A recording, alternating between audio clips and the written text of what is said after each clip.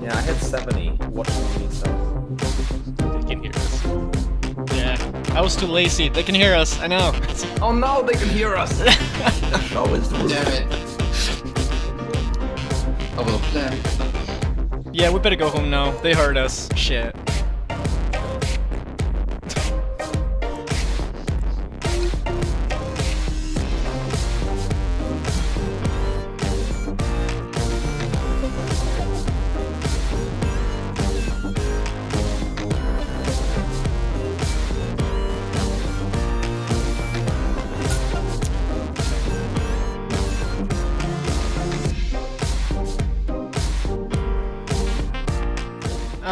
Okay, welcome to today's Kappa Council episode 2. I'm multitasking like crazy. There we go. Now you can see us, awesome! And we have a fish over there with a question mark. That is awesome. And welcome everybody as last week we have JoyfulRogue with me today, as well as the GreatOldOne and KC4. I'm moving my webcam. Oh, it's not that. It's not that. It's not that. It doesn't help if you move it. Nothing can help you now. And I'm too lazy to fix it. It's all good. It's all good. Once the special guest hidden behind the question mark shows up, I think you'll the overlay will just jump back into place. Yep. Special guest is what it says in the title. Super special, like with extra sauce and everything. Yeah. Awesome. Well, welcome guys. We have a full long list of things to talk about, and we won't be able to do everything, but we will look at some of the patch notes, discuss those. Now that the special guest isn't here at the beginning of the show, what do you guys think? Should we do that now, or should we wait with the patch notes until he is back? I think Should we wait. could go over the patch notes and then figure out what questions we have. There that are we're a not few. There are a going few through. good there are a few notes that I really want to discuss and see what you guys think about. I haven't played the game. Actually, I did play the game at my friend's place without even knowing there was a patch. I did horribly though, but I was just showing him the game, and even though I did horribly, he did pledge. So that was one more guy on the Kickstarter. So I'm like, You did yeah. well. I know, right? I know. Yeah, we hit 80k. How awesome is that? That is pretty cool. That is Very pretty awesome. cool. That is Yeah, We we need just 90 topped it though. last night. Isn't 90 guild support? Oh yeah, Yep, yeah. 90s guild. Because I want guild support. I'm just happy we have the card maker thing, because I feel that is such a cool idea and feature. Yeah, also amazing. Like one new card from the community every month. Oh yeah. I mean I hope they implement that like ASAP. Like I want that now. Yeah.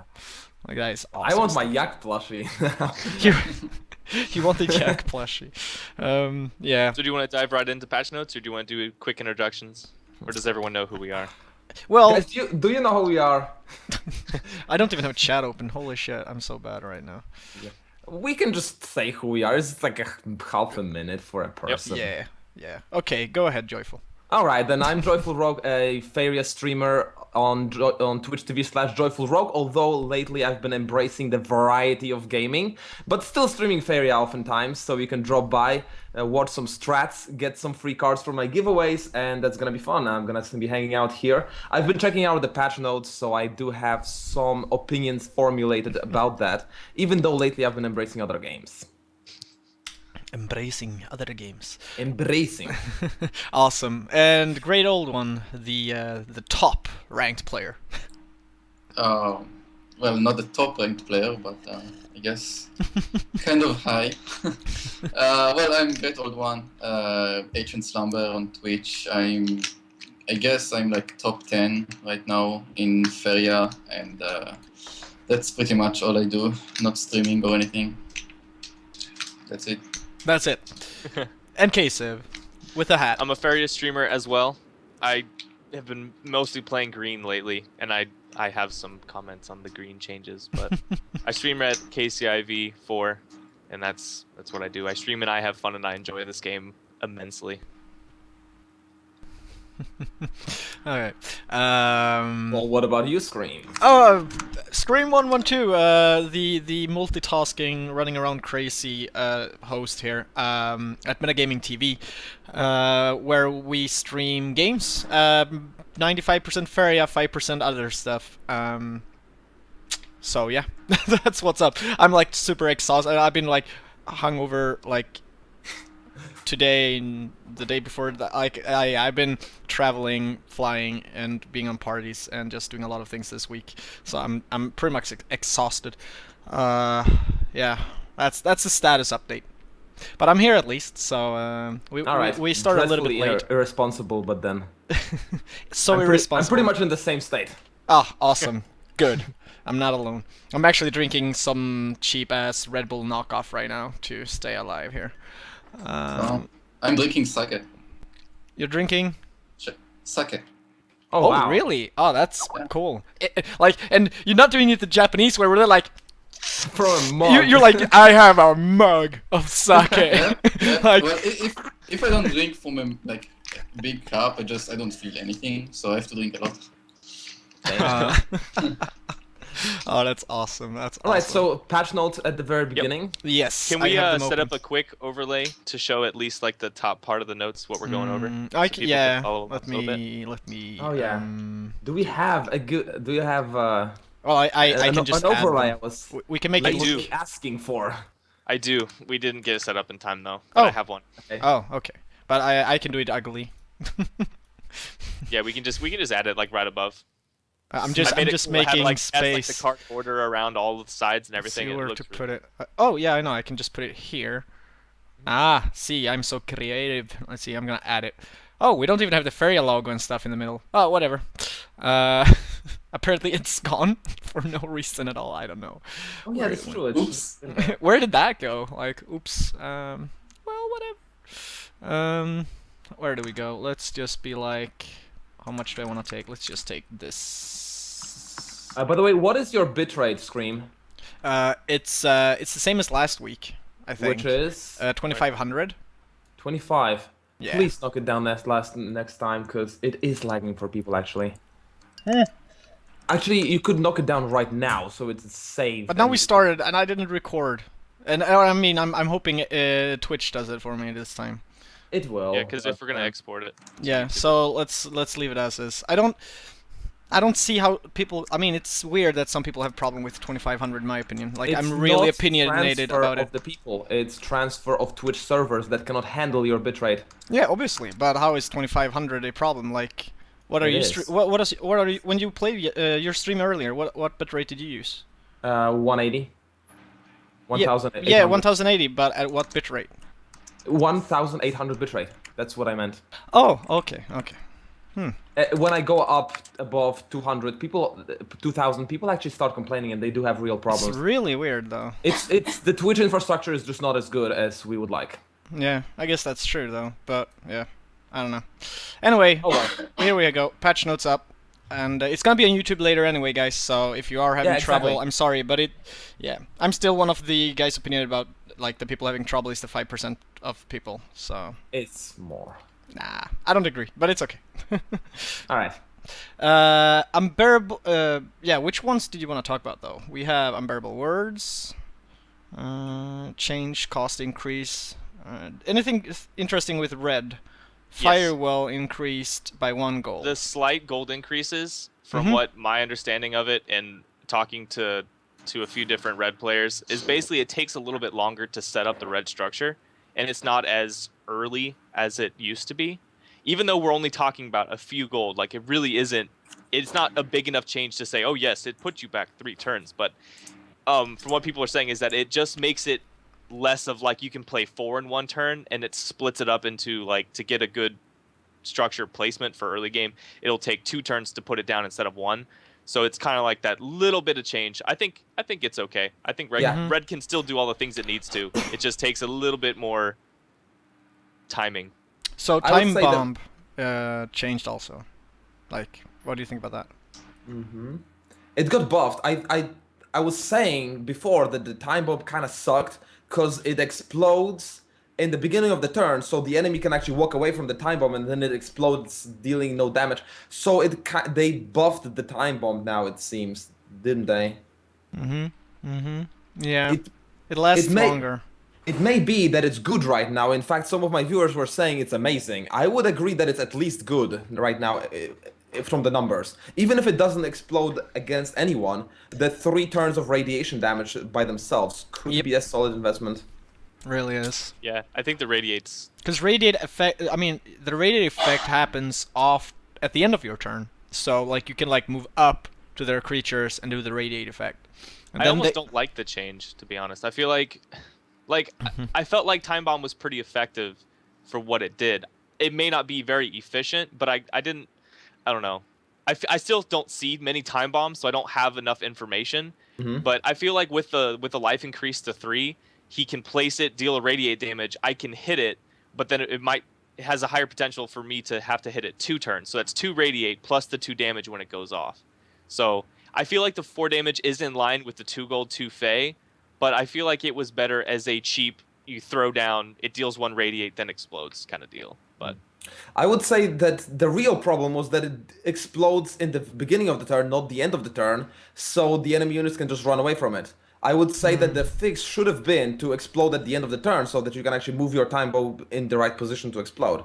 Because right now it's a radiate bomb, not a time bomb. The explosion of the bomb didn't matter because anyone would just run away from it most of the time. So I would say that was the biggest problem, not the... Ah, I see, yeah. Because the upkeep is paid when you start your turn. Yeah. But the only way for you to run away and not take damage is if you had... Well, I guess you can move your units, then sacrifice 1 to kill it or something, yeah. I can. Okay, I see. Yeah, I think it makes Time Bomb more of a strategy play instead of just like I'm just gonna throw this down to cheaply get stuff. So I don't know. I'm kind of on the fence about it. What do you think? I would say Mari? it's a great card, but mechanically not as good as it could be if it actually could blow up in the unit's faces much more successfully. What do you think, Amari?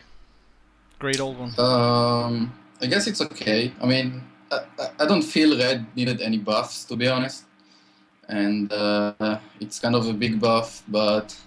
Well, I can't say it's overpowered. It's really good, though. I mean, I think they should have left it the same, Probably. Yeah, that's kind of where I am. I'm like, the change doesn't really do too much. It just makes it, slightly different, but it's like, well, why? But, oh well. It's still good. I mean, if anything, this makes it... You have a red player might choose Time Bomb now, whereas before I feel like no one really ran it that often. No. There were other things you could use. That were I would say cheaper. it's obviously just for the Disruptor decks. Yeah. Yeah, pretty much. It works So with really the Disruptor, well it's with those. devastating. True. Alright. So, what Alright. happened down here then? Green. Okay, I need to see where the overlay is capturing. Okay, there we go. Green is pretty big. Obviously, it's not capturing as well as I thought. I'll just... Well, no, it's just flashing on the corner because that's how Skype works with the time. screen region. I guess I'll just add more of it, like that. It's just because the fifth guest, our secret guest doesn't have a webcam on right now, so Yeah, that's why. It's all good, guys. It's all good. It's all good. Here we go. Green, Tikiambush. Effect All right, we're hitting change. green. We're hitting green. Am. All right. What we've been asking for. No. Tikiambush. Okay, what I've don't- been asking for. Oh, I Okay. hate this change. I hate the this change. Okay, I take back my argument saying that Tiki didn't need to be changed. I can see the devs and all their wisdom have decided that it needed to be changed. I can agree with that logic. I can change my argument and I can say, yes, it's a good thing Tiki was changed. I understand it now. But I don't like the way they changed it. I feel like it killed a lot of its synergy. Even though there really wasn't the synergy, I just feel like against most decks, which do have Conquest, at least yellow does, and gosh, my brain just stopped. But anyway, Conquest would basically make Ambush pointless. So I feel like there's really no reason to run Ambush. I feel like if they change it to target opponent creature with an adjacent unit, not just on forest you control, but on any forest, as long as you have a unit adjacent, I feel like that would be better. I feel like that would make it synergize better, because then you can't, like with Pathfinder, if or I'm sorry, not Pathfinder. The card that you hit and it turns the land into a forest. If you attack an opponent on his own land, it changes it to a forest, but you still can't ambush because you don't own that land. It does, however, work with Settler because Settler converts the land. So I feel like they would have to change Pathfinder. You know what I'm saying? Like, I feel like to make ambush better with this change, they need to address some of the way land is conquered-ish in green. But yeah. Interesting. That's still pretty don't much think- what I said last time, and it's yeah, they should have changed it to only work with an adjacent creature and on any land. It would have been the best change. So, Yeah. Adjacent creature, but any land. Oh, any land? Forest. Any forest. Any Okay. forest. yeah, I would It's say basically that the change it may just be make- actually too situational then. What if you lost your unit or something and... I mean, this is a defensive card. Sometimes in defense you are hard pressed. Well, it's still good in defense. I mean, you can summon a creature and do it. It's I don't know. I really had a lot of fun with my Wish of the Dryad deck, and now it's kind of. And you're like, That no. would be crazy. Yeah. Tikiambush effect change to target opponent creature. Yeah, It I just- don't like it It either. makes it only be defensive, but against a lot of decks that are rushing you, you can't really use ambush because they have conquest. They have things to deal with taking your land over. So I feel like it is absolutely a defensive card. The change is good. The change does accomplish what it wanted to, but I feel like a lot of the synergy with Tikiambush is lost because I feel like it should be used not necessarily offensively, but keeping with the theme of you're with your creatures in forest, they have power. I think the ambush would keep in tune with that. But again, it's not like the card is just like, oh, this is awful. It's still good if they don't have conquest and stuff. I just feel like there's more synergy to be had in green. But then the argument is made, does green need this extra synergy with this event? You know? Does green Okay, need Sif, it? I know how to help you. You know How? what? Tikiambush should be a secret card like in Hearthstone. You play it, Secret it's a secret card, and then the first time someone steps into a forest, he automatically gets ambushed. So even the conquest unit would just Yeah. get owned. That would be amazing. They've That would be actually cool. talked about trap cards in the forums, and they've said with the way the code is set up now, it's not a possibility, but it is something they do want to do in the future, or something that they That would are be looking at. sneaky. Or That if would you be just great. have the card in the deck and you have the cost, it plays automatically when the opponent just steps into the forest. Oh, that'd be interesting. If you What? step No. into forest, Because then it's completely undetectable. It's not. He didn't even play anything, so he can't see that you played That's- something secret. That's too crazy. I don't agree with that. I don't- It's too strong. okay, the Yeah. way to fix this card is to add 129 effects to it, and then they can only trigger in specific situations. Yes. But still, the ambush change Change isn't code. bad. I just feel it's in the wrong direction. But it did accomplish, its goal. So I think it's good. I think the change is good. I just think it could be a little better. Yeah. Well, I think we all agree on this one. Yeah, I agree that I don't like the change, at least. In that sense. I don't like the change they did. I like the ideas of it only working on like on forest adjacent to creatures you have. Even more so with the change to their dragon. Okay, let's just go through these then. Tiki Song's cost changed to 2 gold, 1 Faeria. Good change. Needed much yeah. needed. Yeah. Probably good change, I guess. Yeah. What is it? Well, it's the same as before, right? It was just 1 more gold, right?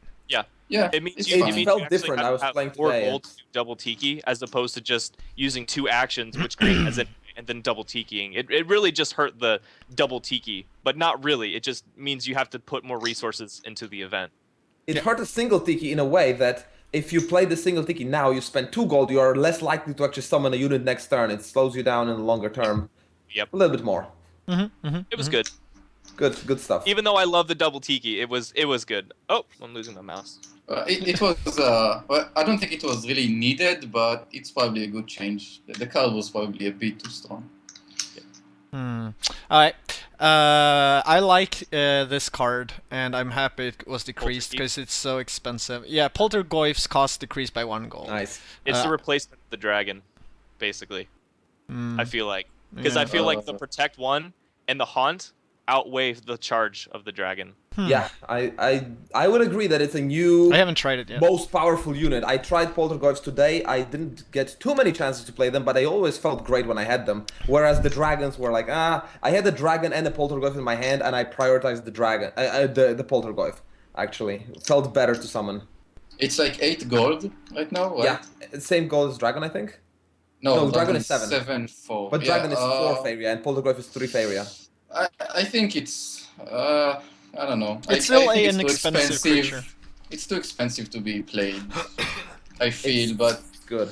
It is. It is extremely expensive. But the thing is that with the dragon cost increases, it's not the only expensive card that green has. There's like 2 or 3 of them now. So. But it shouldn't be. I mean, they don't need more than one expensive card. You can play more than one usually. So yeah, it but doesn't which matter. one will you choose? Will you choose the Dragon?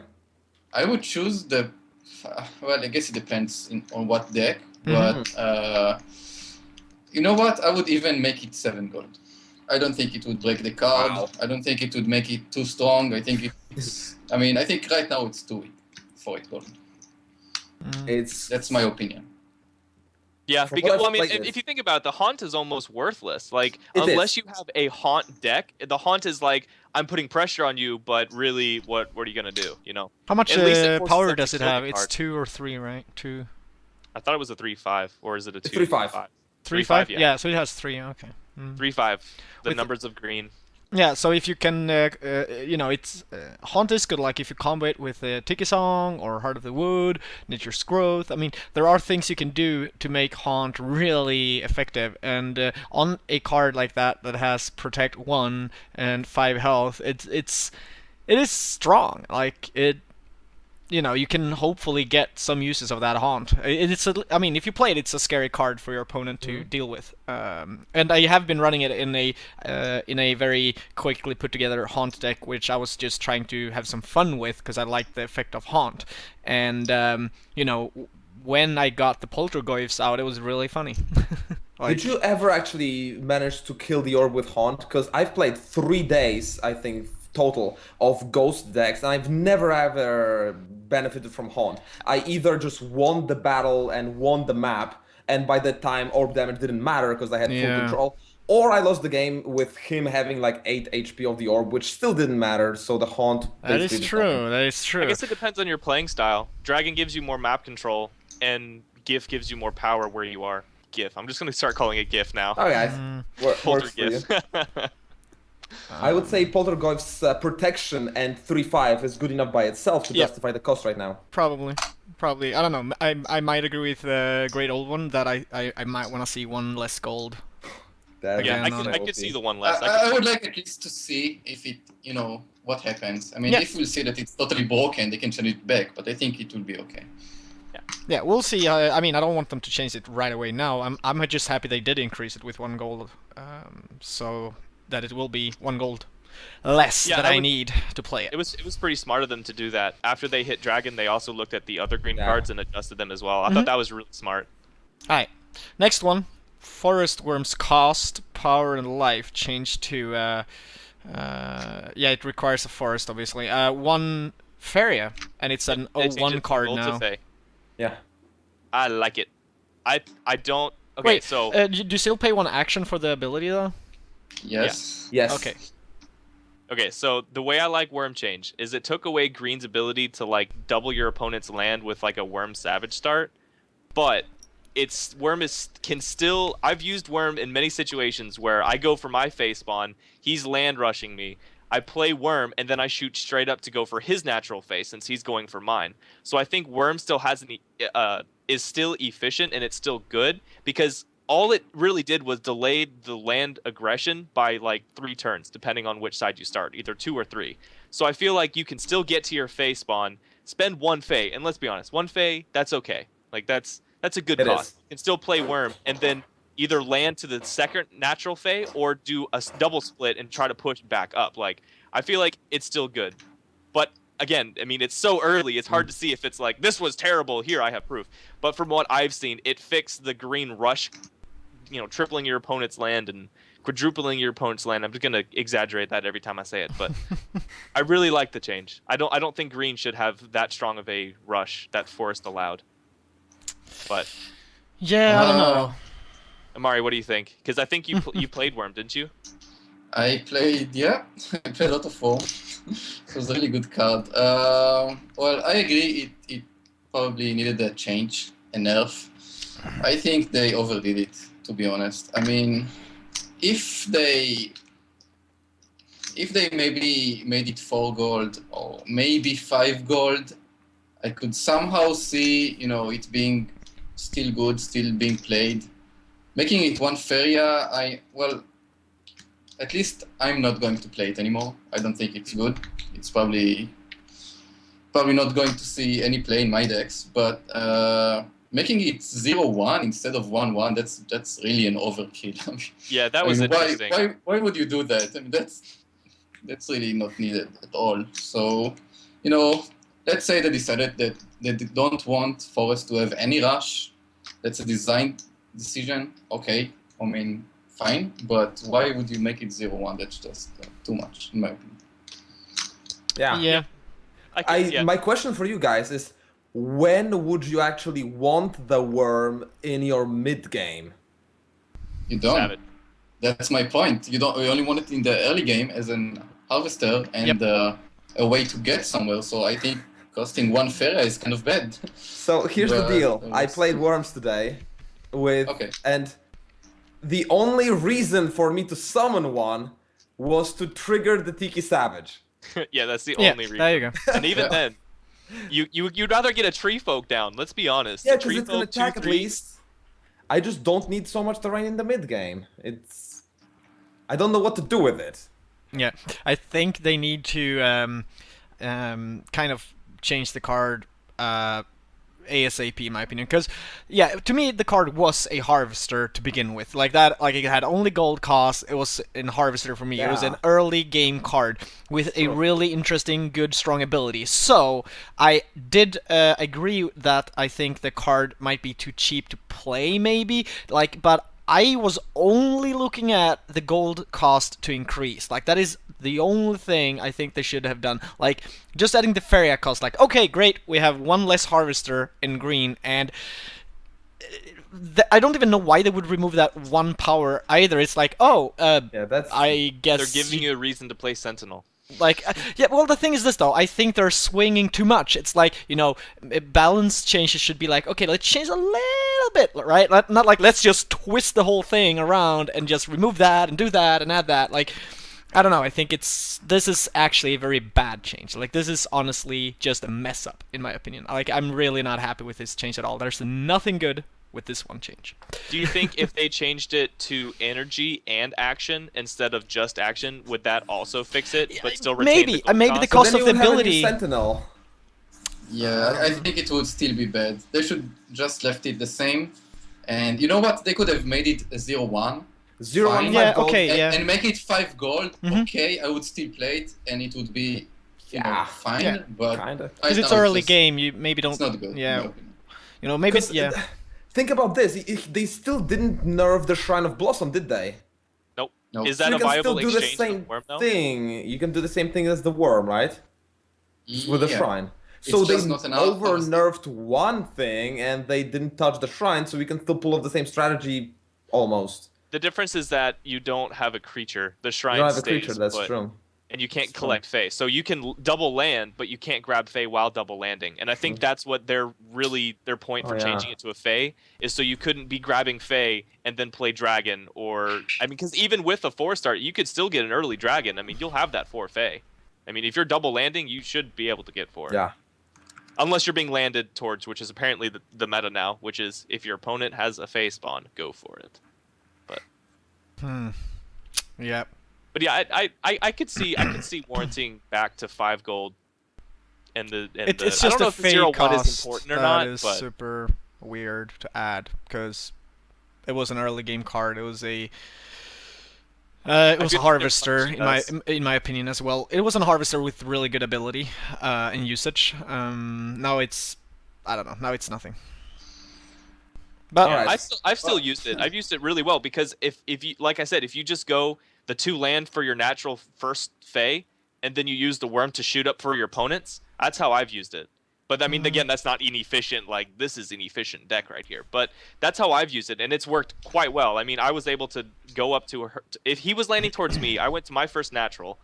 I got that. I started landing up towards the top 2, secured those with a tree folk, and I think it was a sentinel or something cheap. Then I play an Abound Bottom or a Settler, and now I have 3 Fae slots as green, and that's a lot of Fae to spend. But it gets very situational. But I don't know. I guess we all kind of said what we think. But let's see what they do with it. If they really like, if it was really a design choice, so they would just leave it the same, I guess. If not, then maybe they will change it back. We'll see. Yeah, the special guest might not even want to show up now. He's like, "Oh damn, they trashed the ForestWorm so hard. I do not want to answer these questions." Like, holy shit, no. But that could be interesting. When the special guest shows up, maybe we can get some thoughts behind the change. Maybe. Yeah. We'll see. Maybe. Adeline Sentinel's life increased to 4. Effect changed to strike back 1. 1 energy. Turn target adjacent land into a forest. Whatever. Sentinel's the new duelist. Whatever. Yeah, I don't care. It worked before, now it still works in a different way, but it's still kind of the same purpose and stuff. Yeah. It's like, it's okay. I played it today. It was saving me from rushes like it was supposed to. Oh yeah, and I like it but more than Duelist, because Duelist, Yes. while in certain situations is better than Sentinel, with these Sentinel changes, I switched out my Duelist for Sentinels and it's paid off. I really like it. I would say. I don't think I ever played Adeline Sentinel. So I don't have much of an opinion about the card. All right. Well, go get him. It's kind of Well, because okay. before greens really, I mean, there was very few green things that were counter rush, except by land rushing with Worm and Savage and whatnot. But I feel like with the Sentinel changes, green actually has a decent percentage of being able to being landed towards with a blue Zerg rush or whatnot. I don't know. I really like the Sentinel though. I've used it too many times effectively. All right then. So it looks Dragon? like a cool card. Yes, Dragon. Dragon. Here we go. Dragon I'm change. I'm highlighting the text. Emerald Dragon cost increased to 3 forests, and it costs 7 gold and 4 Faeria. Power and life decreased from 3/6 to 3/5. Effect changed to Flying Charge 2. Whenever Emerald Dragon comes into play, create a forest on every empty adjacent hex, and turn every adjacent land into a forest. Yeah, I think okay. that's correct. Isn't it 2 forest, 8 gold? Or What am I did I It say? is 2 forests. Oh, okay. And it is 7 gold. I think. 7 gold, 4 Faeria. Okay. Oh, okay. But it is 2 That's fair. forests. That's not The bad. Okay, it's patch 2 notes are forests. wrong. Okay. The patch notes are wrong. Alright, there we go. But yeah, I'll start here though with saying that well, first of all, I really need to play this new patch. I'm gonna do so tomorrow. But create a forest on every empty adjacent hex and turn every adjacent land into a forest. I like that. Like, I like how they changed the ability of the dragon. It's just something I need to play with. I'm really curious if you guys have tried this and like how it I changed did. the gameplay. It sounds Yeah. cool when you play it. Sounds really cool. It's I like played in this- Dragon Ball Z, the Chi Bomb. That's basically what you are as far as now. You're like, boom. So Joyful, how did they Um, change the gameplay? I think the new ability is at least as good as the old one, if not better in certain circumstances. You can destroy enemies' special terrain. You can also create a bunch of lands. Like, I had a situation where the enemy was a mountain player playing defensively, locking his terrain down in this little cool shape, so there's only one entry point. Yep. And then I dropped a freaking dragon bomb on him, and there was just like terrain The everywhere. dragon bomb. I could just create terrain everywhere suddenly because I got like 4 new forests from it. If you create it on the edge of your terrain, it can expand you greatly. So I think the new ability is amazing. The card is weaker and more expensive, but the ability itself, I would say, is better. Yeah, the ability's good. I just think it needed a niche more than a cost increase and health nerf. I honestly don't see why they brought the health down. Like, with all the changes, a 3/6... I mean, if they changed it to... Well, they did change it. But anyway, 7 gold, 4 Fae, I could see that being a 3/6. But 7 gold, 4 Fae as a 3/5... I feel like they hit it, then added the ability, and then it's like, well, now it's really expensive. It's still a good card, but it's like, I don't see that the health tick down was quite warranted. I guess it's because it's a I- flying charge, Yeah. and that's a bunch of strategic advantage. I don't Yeah. know. I don't like it. I mean, I guess they should have changed it, which is fine, but they over nerfed it. I feel. immediately took it out of my deck. I didn't even try to play it. I mean, 4 Faeria is insane in Forest. It's insane. It's way too much. I don't know. I think the new ability is very nice. It can make some really nice combos, but they should have kept it the same price, like 7 gold, 3 Faeria, and just have the new ability, and 3-5, I think it would have been balanced and fine. But 4 Faeria is too much in Forest. Yeah, 4 fairies. I actually had trouble playing him because I was all the time having 3 Faeria, and I was like, oh shit, I can't play my dragon. But even if you could play it, feels like it's too much. But even if you could play it, like 4 Faeria, okay, so that's a huge investment as green, right?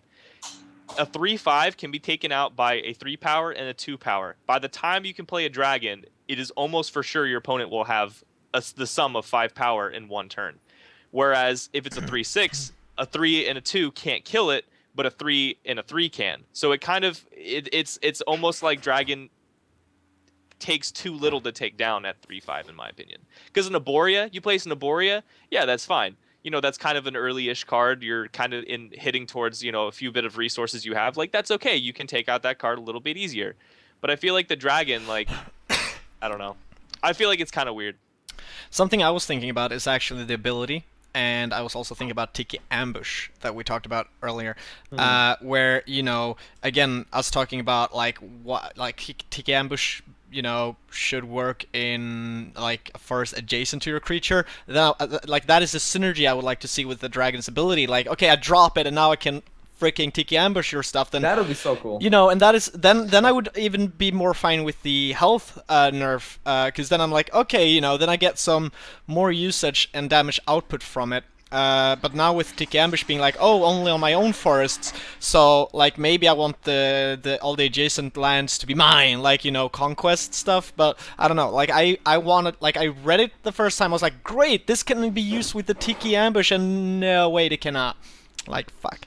Like, so, I don't know, like, I feel they are, you know, doing changes where this is very obvious to me. Like, here would be a super duper cool combo with Tikiambush if Tikiambush was working a little bit differently. Yep. Yeah, but can't do it because it's still his terrain, even if you destroy the special. I know, it sucks so bad.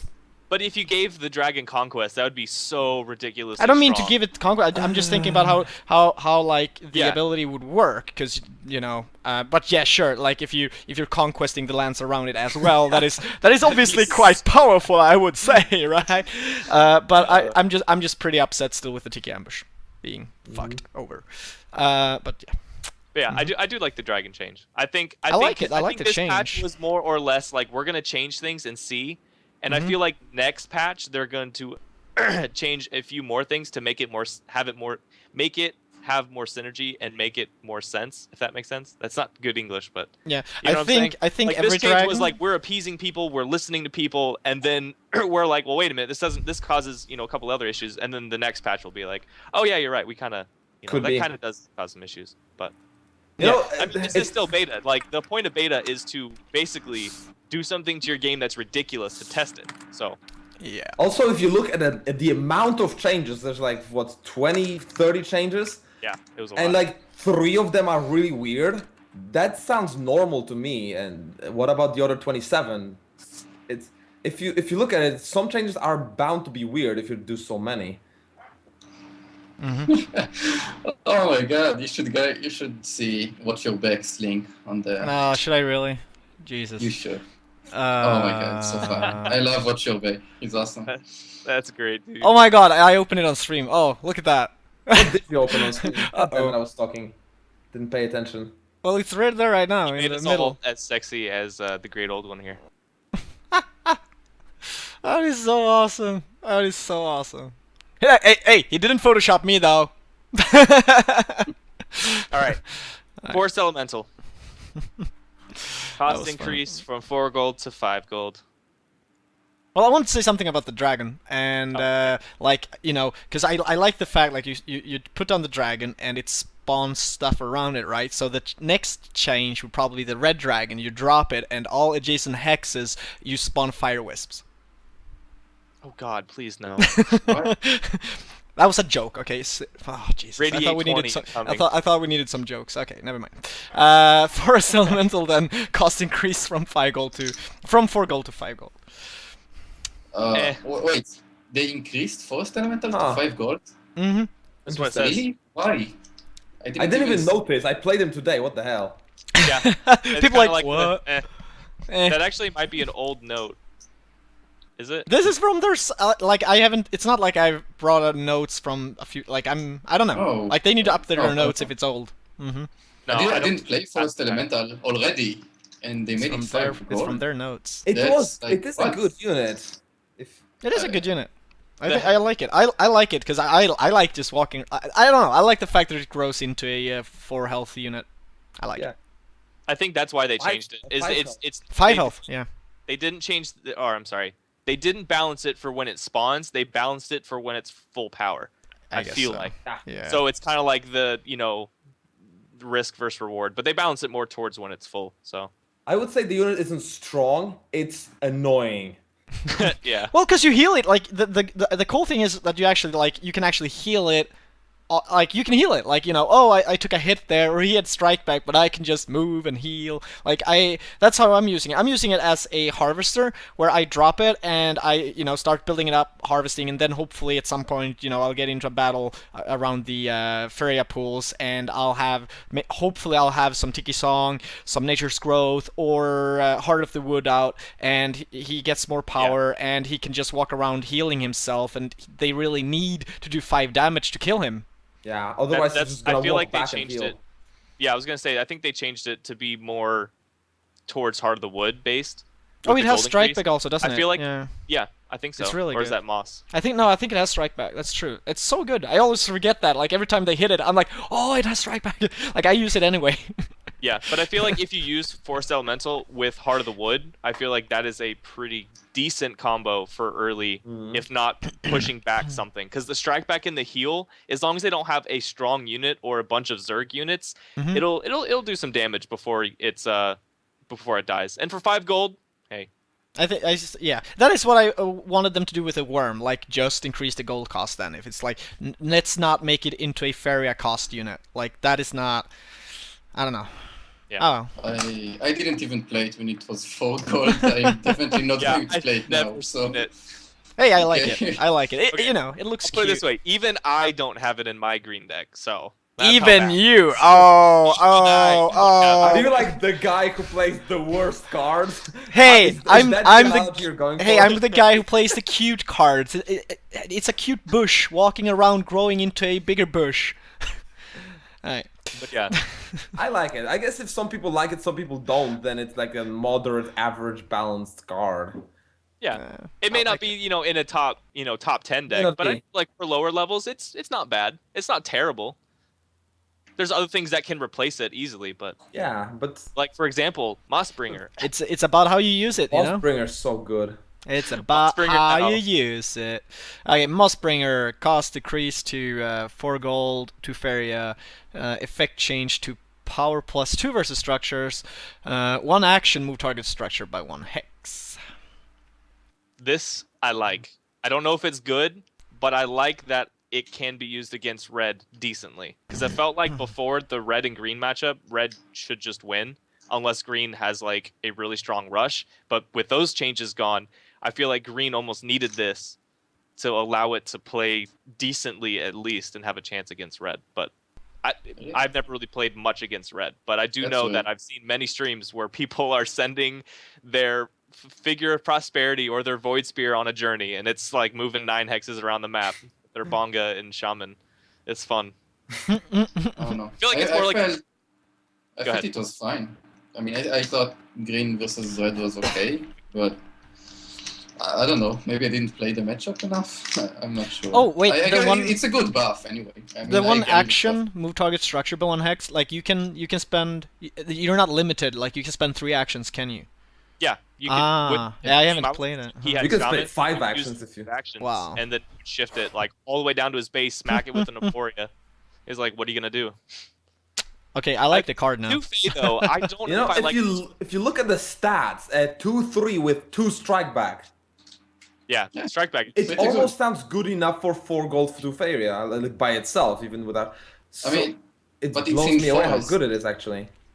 Don't forget it's in forest, though. I mean, if it was In like a blue forest? creature, it was insane. If it was a What do you blue mean? creature, it was insane. I mean, forest really needs the Faeria, so 2 Faeria is a lot Yeah. to spend on a creature. Forest do- needs I- Faeria depending on what the deck is. If you make some sacrifices, like get rid of the dragons that you don't like now, maybe. I don't know. In my opinion, I feel like MossBringer is a good card if you're ahead, but I don't see it as good if you're behind. Because that 2 Fae, if you're behind, you're going to need that for an Arborea. You're going to need that for possibly a Porcupine if you're in that type of situation. Or even a Tiki Song. I feel like the 2 Fae, if you're behind, is really what hurts it. But I feel like it's kind of like if you're ahead, this will kind of help you. But again, it's a good investment if you're versus How about structure. it replaces the Porcupine? I could see that, but again, the 2 Fae. Who plays the Porcupine? Wait. Kasif does. Whoa, the Porcupine is excellent if you land correctly against a Blue Rush. It is brutal. But it's Oh, yeah, only I good in guess that Blue Rush. matchup, really. That's true. But the Strike Back 3, like, I've seen so many games where you put down a Porcupine. It's not that the Porcupine is good. It just forces your opponent to go, huh. Well, okay. So, no. yeah, we're Move here. No, I still can't do that. So I feel like I played Porcupine not because it was like, aha, I have an advantage, but it's just like, hey, opponent, I want you to think about your next 5 turns, please, because I'm losing. because I'm losing.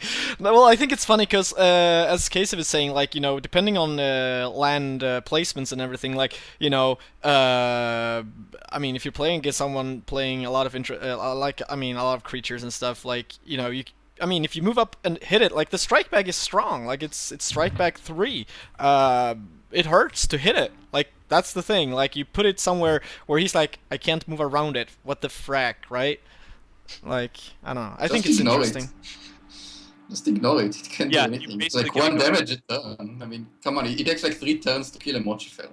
The Porcupine can be used good, though, if you have, or used correct, or it can have good synergy if you have Tiki and Heart of the Wood, though. That's where I've seen Porcupine really, like, come into its own, because it becomes a 3-3 with strike back, or a 3-4 with strike back 3. Like, you can hit good units, you know, do some considerable damage, and then, oh, they can't attack me because then I lose that card. So, well, I need smaller units to, you know, throw away. Okay, well, that'll be a couple turns, and by that time I can smack a couple other things by 2.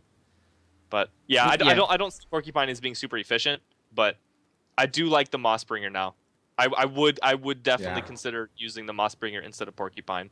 But again, I think the MossBringer is more if you're ahead card. Awesome. I didn't try it. I need to try it, and then I'll have more of an opinion, I guess. Yeah. Yeah, I haven't used it that much either. I just like the art on it. Yep.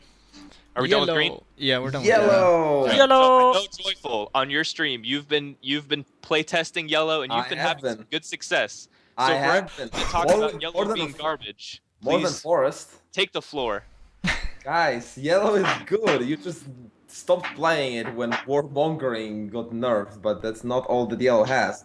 Because there's this thing like Warlust that crushes faces now.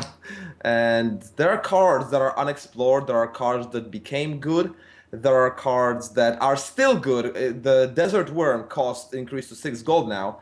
But I've played it, it's still good, still a good card. The change was much needed, the change was much awaited. And even after the change, it's still just like a decent, good card. The Raging Worm now loses life only when attacking or collecting Faeria. It's like that Instead of Shytan assassin, right? It's like the assassin, exactly, except it flies. So what you do with the worm is you play it in the very beginning as your first military unit, your second unit of the game, and then you fly to your opponent's side, and he's like, how the hell do I collect Faeria when this thing is gonna punch me in the face? And they just can't do it. They just, some of the times they just crumble under pressure and die. Other times they back off from their Faeria spawns, not collecting them, and your worm is just standing there, threatening by standing there, and they are just like gaining passive advantage by threatening the positioning. It's really cool what you can do with the Raging Worm. Brilliant. I hate it now that you said that.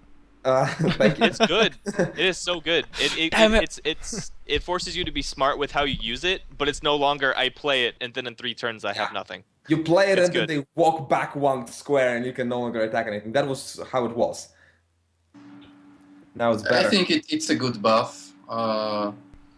I still don't think it's a great card, but it's playable definitely in some deck. So it's kind of good. You can do a lot with it.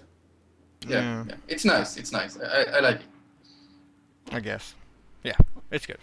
What do you guys think about the demon? Cost 5 Faeria. I heard a lot of people. Oh, you're complain. jumping. Okay, I am. Desert Worm cost increased. The Desert to Worm. Desert 6 gold, 1 fate. This was needed. I feel like for the power that the worm had, it was just slightly too cheap. Yeah, I agree. It's a good I change. think everybody agrees. What did the Desert Worm cost before? 5 gold. 5 gold. Only? Oh, yeah, okay, yeah. It was cheaper than Aboria. Yeah, put it that I guess it needed the Faeria cost. No, it was already 1 Faeria. Oh, it but was, they added okay. 1 gold. Of course. Yeah. It's like 6 gold instead of 5 gold. The difference is for the one less gold, it had more stats than Aboria, but at least this way, a 4/3, it's like, it's at least more sensible for 6 gold. That's a good card still. Yeah, it's good. Still good. Still use it every time you play Yep. play It's Desert. definitely good. Shytan Demon's cost changed to... Oh! All the yellow players. All the yellow players. Check that out. What the... This change. Wait, That's what? 5 Faeria is insane. I'll be honest, I don't play yellow, so I don't know, but I think it's a bit too much. I'm Does trying to anyone remember. play yellow? I'm trying to remember what it was before again. Shit, I hate this. Can't you say what it changed it from? Wasn't it like... Yeah, I told was, Martin to do that. I guess he didn't listen. It was again. 3 Faeria to gold? Is that That's right? what I thought.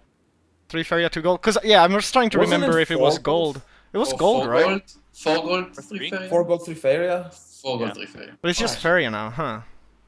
You know, from what I've seen, in a normal desert deck that is oriented around mid and late game aggression with buff spells and just like normal straight up fighting, that is actually good because oftentimes as desert you find yourself in control of at least 2 Faeria spawns, if not 3, and you have that Faeria, you actually do.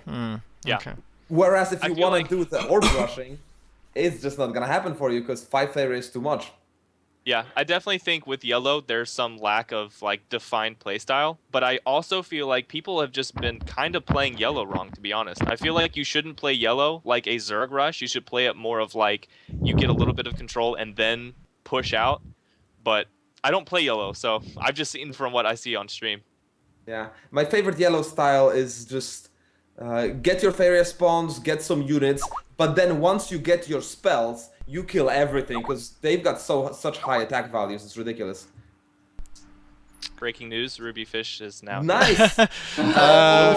Oh, sneak peek, sneak peek. Oh. So secret guest is here, but let's see how should we do this. Should we rush Do we want past to backtrack and ask questions? How many I notes would more do we say have? should continue. This is going quite well. I think we should just try to just keep the pace up, do this, and have a break. Yeah, I can Alright, try well, let's- to catch you. Catch us? No, don't catch us. That's not what I mean. It's cool. They don't see you yet. They hear you though. Okay. Yeah, you should take. You I cannot. think we should No, just- let them guess who it Oh. is. Like Oh, they know. they don't know. They've been guessing GM like GM all the time. I think this is a good opportunity to ask about the demon change.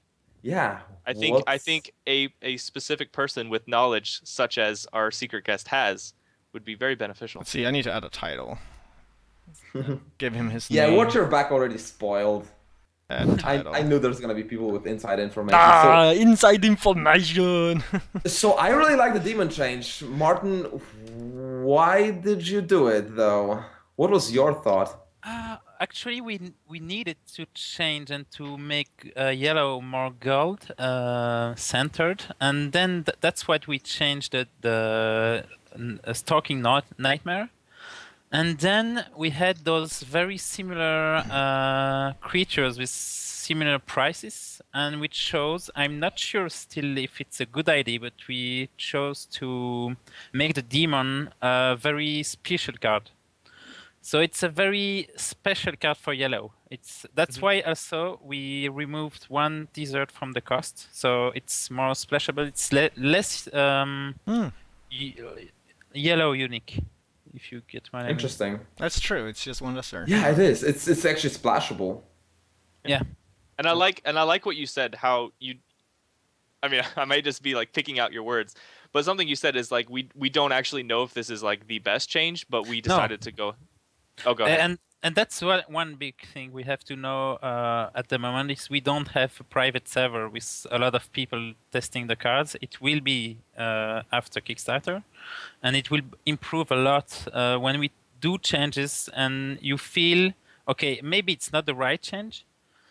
And I hope it will be more, you will be more able to rely on our changes in the future. But I That like now, yeah, you go. Well, I was going to say, I like how you said that, because I think people sometimes get lost that this is a beta, and the point of the point of beta is to do something ridiculous, at least in my understanding of betas, and I've never designed anything, so I don't have like an opinion. But it's like you do something kind of crazy to test it, and then you see what the results are. And I feel like that data information is what a lot of times some of the changes, people are like, what is this change? This is awful. It's like, yeah, but we're collecting so much information off this change. We're gaining insight on how yellow mechanics work. We're gaining insight on all these different things. So I like how you said that, because it's really true. And that is why the red dragon should poop fire wisps. No, it shouldn't. It totally should. Poop them, but he takes damage every time he does, because it shouldn't be painless. Okay. Let's keep going through the notes and go back to the ones we were talking about earlier. Demon change, I like it. I feel like it's good. It's interesting. I don't think it's like bad in any way. I played it. I loved it. Awesome. Stalking Nightmare's cost changed to 5 gold to Faeria. I played it. I removed it. How much? Okay, again, like it changed to. So now I'm again wondering, what was it before?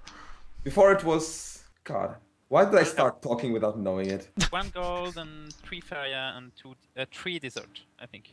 Yeah. Yeah, I think they changed the desert down. Yeah.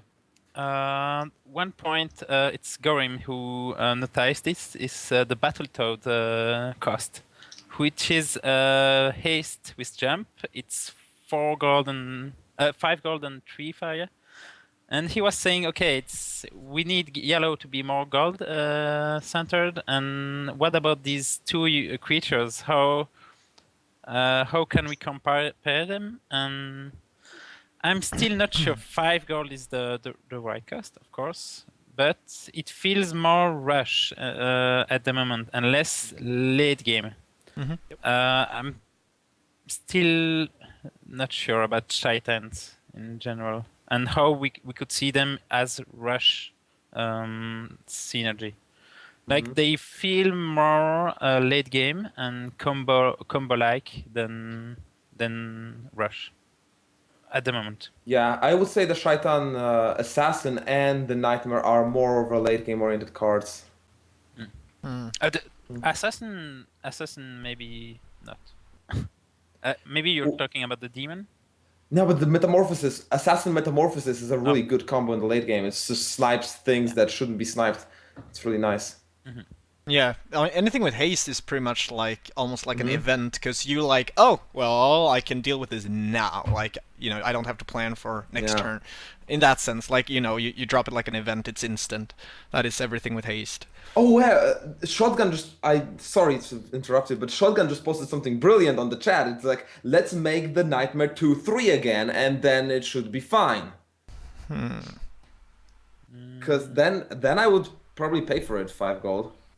Because it will actually stay on the field like I want it to. Oh, all right. Okay, I see it. Okay. Maybe. Of course, the problem was with curse and double metamorphosis, but that might be a... That's a whole nother topic. Okay, let's keep going though. But I think something to comment about yellow, like since we're talking about changing the haste and the different types of cards, I still feel like a lot of yellow's problems is more or less people's trying to play it a specific way that may not necessarily be the way yellow is supposed to be played. Yeah. So I feel like with these changes, I feel like it's given yellow it's kind of helped people realize that, oh, wait a minute, I'm not supposed to do it this way. I'm supposed to do it this other way. And I think people are actually having more success with yellow with these changes than not. So I feel like even if, some of these changes may not be good if you compare them to like the way the old yellow was, it's like, well, maybe the old way people were playing yellow wasn't necessarily the best way. You know what I'm saying?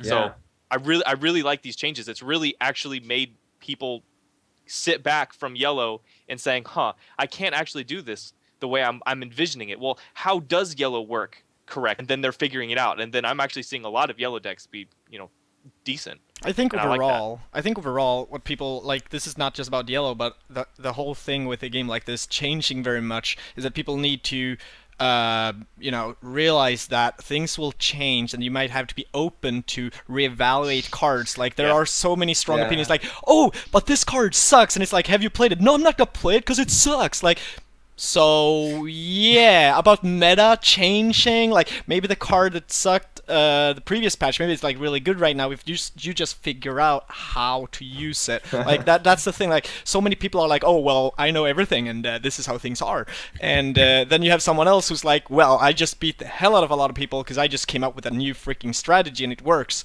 Like, people just need to be open about okay, let's just clear my deck list here and just build something new and try something different. Try using cards in different ways, like thinking out combos. I know we have a lot of people who do that all the time in this game, and that is definitely why it's a beta, why they are changing things, is, to see, okay, how does this affect the current meta? What will people figure out? Like, it takes more than one day for people to figure out how to use cards after a change. Like, we're gonna have to wait at least a week to see, how these changes affect the current meta with, like, what people come up with. Yeah. It's And we're very beta testers. unstable now. And I still want to say again, we missed the first step. That is the private server where we private tester have all cards and we can experiment with the change we make. And here we can experiment with like 3-4 people in private, very private things, and it's not enough. Yeah. And the test server can go crazy. And that information is good that, we're actually telling people that, because I think that changes a lot of mindsets. It changes it from, this is how the game is going to be, that can never change. And it changes it to more like, we are literally beta testing things that are like, they're supposed to be crazy. Like, it's good. If you see a card that you're like, this is awful, that's a good thing. That's not like, oh my gosh, I can never play this game again. Because I know I've heard a couple people say in forums and they're like, well, this is terrible, I can't believe they're doing this. It's like, yeah, but it's temporary. It's like, this is fun. Yes, it's terrible. Who cares? It's awesome. It's good information. It's good learning. The game is out for like, what, 2 months maybe? Yeah. And like, people are complaining. It's not even out, in my opinion. I'm really seeing the game as a closed beta. Like, I'm really looking at it from the standpoint where it's like, guys just need to realize the game is not, like, on the shelf, in my opinion. It's not there yet. You've done way too good a job making your game to call it a beta. That's true. How dare you? It looks too good. People start believing it's finished. You should have like a big beta sign all over the gaming screen, so we're like, this is beta. Like, just always. Or on the message when you lost. Oh, like, yeah. It's like, it's a good game, try next time. Maybe good game, remember it's still beta. Yeah, don't get upset. that would be nice. All right, let's move on to the emissary change. This is interesting. Emissary is changed to MA Trader, 4 gold.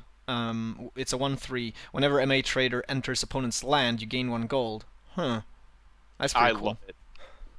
It may not be super efficient, but I've seen it really help out gold. Really help out yellow in gold. Sorry, I Tell me skipped about the it. middle part of it. Yeah. How did it help? In the mid game, early game, late game? What situation on the board? Well, see, I actually haven't played it. I just watch a lot of I watch a lot of streams. If I see someone playing yellow, I will sit there and watch. Like, I won't watch anything. I try not to watch anything else but yellow. Which is when you started streaming Starlight, it's like, teach me how to yellow. Oh, yeah. Yes, I get to learn. But what I've seen Trader do is it kind of sits back, and after you get a good position, you kind of start using it behind your offensive units, and it kind of helps generate gold. But you can also attack while gaining gold. And I think that's kind of the at least decent thing, is if it attacks twice and it's in enemy territory, it's basically paid for half itself. And I feel like I mean, you can almost look at it as like a Bonga, sort of. A Bonga harvests Fate and gives you an action. This unit can attack and generate gold for you. So I think it's a little situational. It's a walking currently, gold mine. but if you buff it and you have it surrounded by other powerful units, I think it's decent. You know, when you describe it like this, it sounds amazing. And I really tried to make it work. I played the trader for an entire day. What I noticed is that in the normal early and mid game, you can't get to the enemy territory, so it doesn't really pay for itself. And in the late game, if you can step on your opponent's land with the trader, that means you are winning already. You're doing really good, by which point you may not even need this gold. So it's a card that I describe as, if you're losing, it's not gonna help you. If you're winning, you don't need it anyway. Yeah, I would agree with that. Kind of card. I would love for some way that this trader could be useful when you're not winning already. Yeah. Mm-hmm. But I don't know how. Like, it's decent for a meat shield, which is what a Teen Spirit just typed in the chat. as a he meat said shield. he said it's kind of like rude Scarpace. I don't even know how to say that. I'm sorry. Escape race. But he said it's kind of better as a meat shield. Which is true. As long as you move it twice, it's basically paid for half itself. And yeah, when gold is that valuable in yellow, paying for half your card just by moving it twice and dealing 2 damage, I feel like that's all right. But I mean, again, this is on paper. This isn't in the actual every game. But maybe I think this was a really good change, though. It may not be like perfectly balanced yet, or like perfectly in line with other things, but I think this change was excellent. It definitely added some style to yellow, and I loved it. Very good direction. I'll splash it in green and try to look for that one unique moment where I can combo it with Tiki Song, Weathercocks, and stuff like that, and there's like bling bling bling bling bling bling. You know, that can happen. I'm pretty sure. All right, let's move on. My alarm just went off. We've been on for an hour. Cool. Let's do 2 more. Yes. Let's at least try and finish yellow. This will be quick. Alright, and my business changed to 1 Faeria. You gained 3 gold. I love it. Yeah. I love it. It's really good. It makes it really consistent. Yeah, It's I've like been the old playing, Tiki song. blue-yellow. A blue-yellow deck with a my business. It's really nice. I love it. All It right, makes it really next. consistent. It makes it really efficient too, because before you would use it or you would have it. Let's say you had it in your deck. It was really hit or miss depending on what your opponent was doing, whether it was good or not. But I feel like with this change, it makes it, it makes it stable. It makes it consistent. And I think that adding that kind of consistency to yellow is a really good thing with the way people are playing yellow now. Is yellow? Everyone says yellow is inconsistent. Well, this is one of the things that's helped stabilize yellow, in my opinion. Yeah, I like it. All right, so next. Gideon Apprentice changed to Gideon Master. 5 gold, 1 Faeria. Power +3 versus Orb. 1/3 protection 1. Oh wait, which card is this? Is this the one who? I think it was the one that could teleport to the deserts before. Oh. I really do not understand. So it's not teleporting anymore? I would love to hear. There's a problem with the changelog. It can't still teleport. Oh, it's okay. Good. It can still teleport. And it's supposed to teleport. Yeah, I need to change this. So what was the point of changing it to the master? A better name. Sounds cooler. So you never changed I'm sorry, the card? I meant like changing the card. Wait, it's just a name change? Oh, I don't find the change. So it's just a name change, right? No, the card changed. It could teleport to any desert, but right now it has protection. No, it teleports still, he said. Martin says Martin still. Yeah, but it still teleports. It's a mistake. I mean, it's not... It's a mistake from the changelog, actually. It's supposed to teleport. It's supposed to teleport. So, wait, it's just a name But change? it does. So did it receive protection? Yes. Yeah. Oh, okay, you got protection. Okay. They buffed it with protection. Yeah. Yeah. I like that. Okay. I'm sorry, I don't play yellow at all, so I have no idea what's going on there. From what I've seen is beforehand, if you could get an apprentice next to a structure, it died really quickly and pretty much hit once or twice and that was it. But with the Protect 1, I feel like it gives it a little bit extra fighting chance, and I think it's good. Yeah. I think it's good. It makes Actually, it it could survive longer in enemy territory if you could teleport it there. Yep. So I like it. I think it was good. Alright. Aura Dream Phalanx cost decreased to 5 gold. It's a 2/3. Strike back decreased to 1.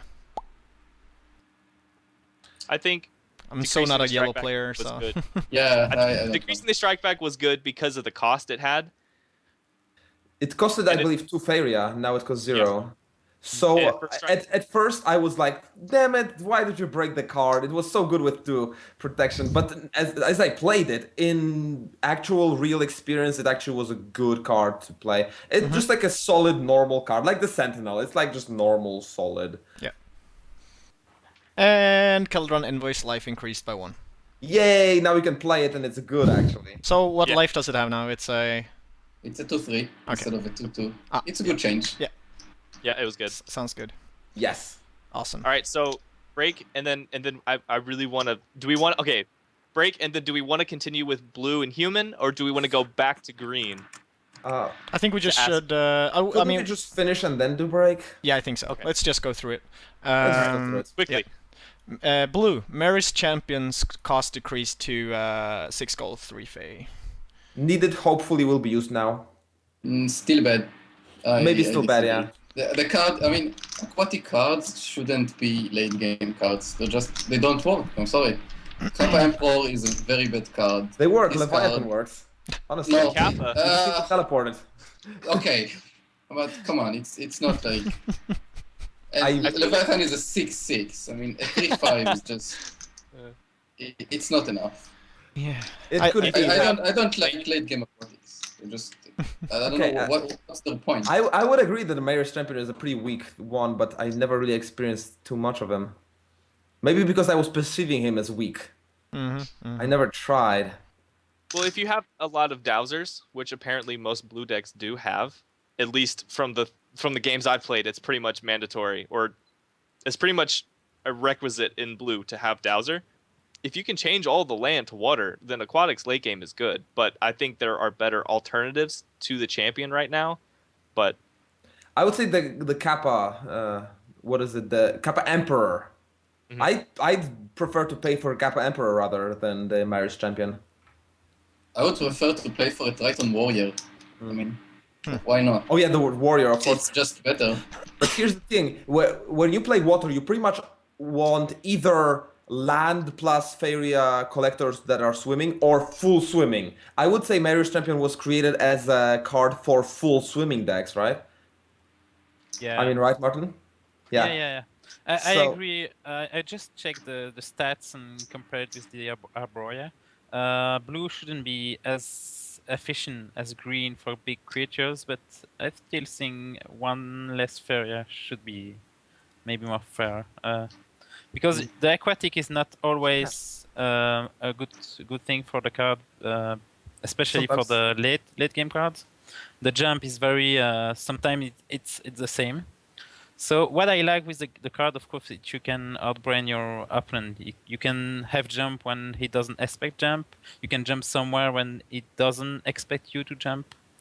Or that's why I like the card in general. I like the theme. I like to play with it, even if it's not good. But yeah, I agree. I agree with you. Trey. I would say one less Faeria could make it work, actually. Yeah, in I some would try. decks. I would In some at least decks. try. yeah, Alright. I have no opinions about blue, usually. It's water. Water can flow, water can crash. Be water, my friend. And Tyranax cost, power, and life changed to 5 gold, 2 Faeria. It's a 2/4. Effect change to gains 1 power when comes into play during night. Isn't this the card that you could only play during night? Yes, now you can Yes. play it anywhere. Oh, now but it's really good.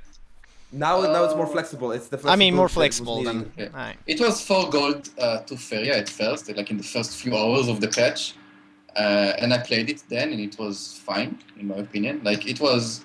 I tried it instead of Servant of Aloha. It was about the same, I guess. Then they changed it back to 5 gold into Faeria, and I tried it again. It was kind of too expensive. I just prefer playing Servant of Aloha. Just look it up. But it's a something it's that a, I it's didn't a realize. one I didn't realize the power. +1 was permanent. Yeah. Yeah, it I was like, +1 without haste? What's the point of that? And then I'm like, oh, it gets it permanently if it's played at the night.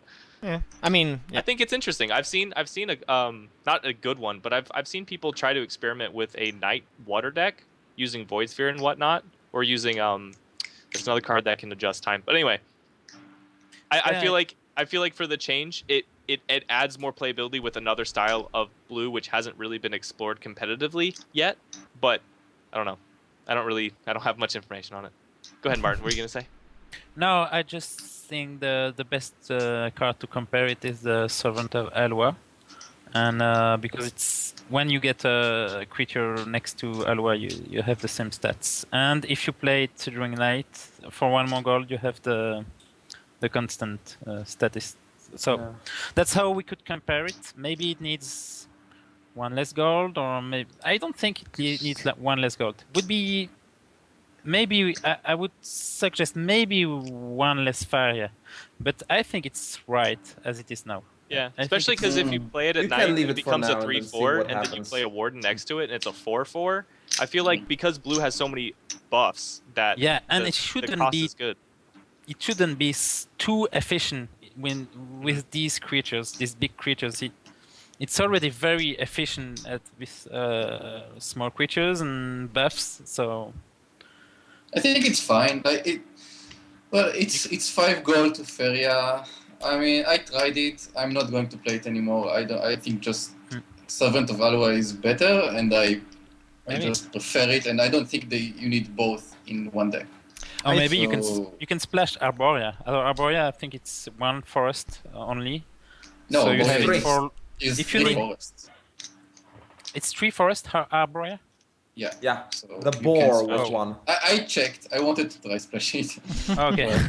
It's a guy said in chat that it sucks if you don't play him at night. I think it's a card that is more worth playing at night, but you know, if you're sitting there, you're like, okay, I have to play a creature now because I need to defend or I need to do something. I just need to get a creature on the board right now. Sure, it's a little bit expensive maybe, but it's, you know, it's still, you know, it's good at playing it at night, but you know, you're not going to be sad for having it on your hand during the day. But that's why you play Servant of Alwa instead, because you can play it whenever you want, and it's always good. Yeah, I yeah. guess. Sometimes you also need 2 cards that have the same function in your deck, because you really need. Okay, I have a deck that needs 3 power, and you need Servant of Alwa and Tyranax. It depends of the deck. Sometimes the servant isn't good when you have to attack forward with the servant, and it's your card that is standing in the farthest to your opponent. So if you move it forward, it's no longer connected. It's sometimes the servant is only good with a creature next to it. So. But Tyranax is also really good with the creature next to it. Yes. Like, I feel like they're basically the same. If you play the Tyranax at night, it's a 3/4. It will probably have something adjacent to it. The only difference is that the Servant is good with any creature, but the Tyranax is really efficient only if it has a Warden. The one that buffs in AoE. So I feel like it's a combination card. It's a card that's good with this other card. But not without the necessarily Warden, a card it's still that's fine. standalone. It's a 3 attack. It kills most stuff. That is early game. Right. It's okay. I mean, it's not a bad card. It's fine. It's just I would a just better encourage people to alternative. explore. Okay. It's just a better alternative with Servant of Alwa. That's all. I mean, I can't see a way to buff Tyranax and still, I mean, and you know, not play Tyranax instead of Servant of Alwa. And right now, you need to play Servant of Alwa instead of Tyranax. So it's kind of hard. Maybe they should make it, I mean, just function differently so it won't, you know, compete for a spot. I don't know. I would personally say that you are too biased for the servant, and maybe the Tyranax is actually better because it can stand alone, which is something. I tried it. I played a lot of games with it. I just preferred Servant of Alwa. That's all. Again, with the current blue style, Tyranax isn't necessarily, it doesn't fit into that. But I feel like with this change, it allows a different style to be used in blue effectively. But you have to make a deck around it, you know. Yeah. I think it's a good change. Yeah, I don't know. Yeah. I like the fact you can play it at any point in time instead of just playing it at night. Well, this is what I like. But I don't play blue at all. Like I just can't get around it. So it's too much water. That's Twilight Pool's cost decreased to. Wait, what? Twilight Pool's cost decreased to. Oh, okay. 4 gold, 3 Faeria. Effect accumulator 2. So it's basically 1 gold cheaper now, and the effect of the card happens 1 turn earlier. Every 2 turns, not 3. It's actually 1 lake, 1 less lake, I think. Yeah. And it's 1 less lake. Just same cost, 1 less lake. Okay. I still think it's too expensive to play in a blue deck, but maybe you can splash it with some other color and make it work. Yeah. It's okay. I will still first listen to. It's interesting No, that you said that it's in a blue deck. In a blue deck, it's too expensive. You don't have 4 gold and 2 Faeria to spend on it. I mean, And usually you it's just slow. flash. A blue deck likes to be fast. Yeah, that's what I'm saying. Yeah, that's interesting. In another color, it could be actually the thing. Yeah, the one lake lets it splashable, which I Actually- think is kind of important. But I also feel like that with this change, it also, again, allows a different style of blue to be played. With these other 2 changes, you can, if you build a deck around, let's say the Tyranax or something else, which is kind of a slower, it's more power by itself, which doesn't mean like you can do more things on the board. You can't own, my brain. Anyway, in a normal blue, generally speaking, you kind of stick with all the units in a clump and you just go at them, right? But with this Tyranax change, you can kind of have the unit off by itself, kind of doing some work as well. So you can have that little clump, but the clump doesn't have to stay clumped. It can kind of break apart. So with the Twilight Pool, you can break apart, which is a little bit slower, and then also move more things on. Gosh, I need to just stop talking. Anyway, I think the Twilight Pool is good, but not with the current blue meta. It doesn't really fit in, but Yeah. I think it can be used effectively in a different blue style. Maybe the forest players decide that they actually want haste. Yeah. Oh man, new meta right now. Or make a Leviathan deck with a pool. Yeah, I did this actually. I did a Oh, Leviathan Triad pool. It was funny to see, but it's actually quite expensive and late. I wouldn't play it three in my deck for a blue, but maybe in some decks. Actually, giving haste to creatures is such a Fun dangerous. thing to do. Yeah, it's a dangerous effect. Oh, That's why yeah. it's expensive. So maybe we didn't see yet what's. I think it's unexplored, yeah. Yeah, it's Yep. unexplored. So all you explorers out there, go explore. Let's go. Put on the Indiana Jones hat and be like, yeah. Alright. Next up is Tidebringer's power versus structures increased to 2. Whatever. I don't use Tidebringer. I don't intend to ever use it. I don't know. It's a swimming guy, so they can just wall off terrain, and he can't reach structures easily anymore.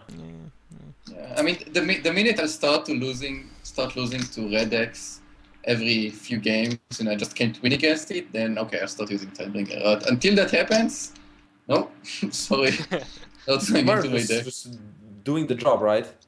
I mean, if you have 3 submerges in your deck, Yeah, Submerge is you're kind of amazing. okay against structures. I like Tidebringer better against the red deck that are spawning now, because the Hellgates just die.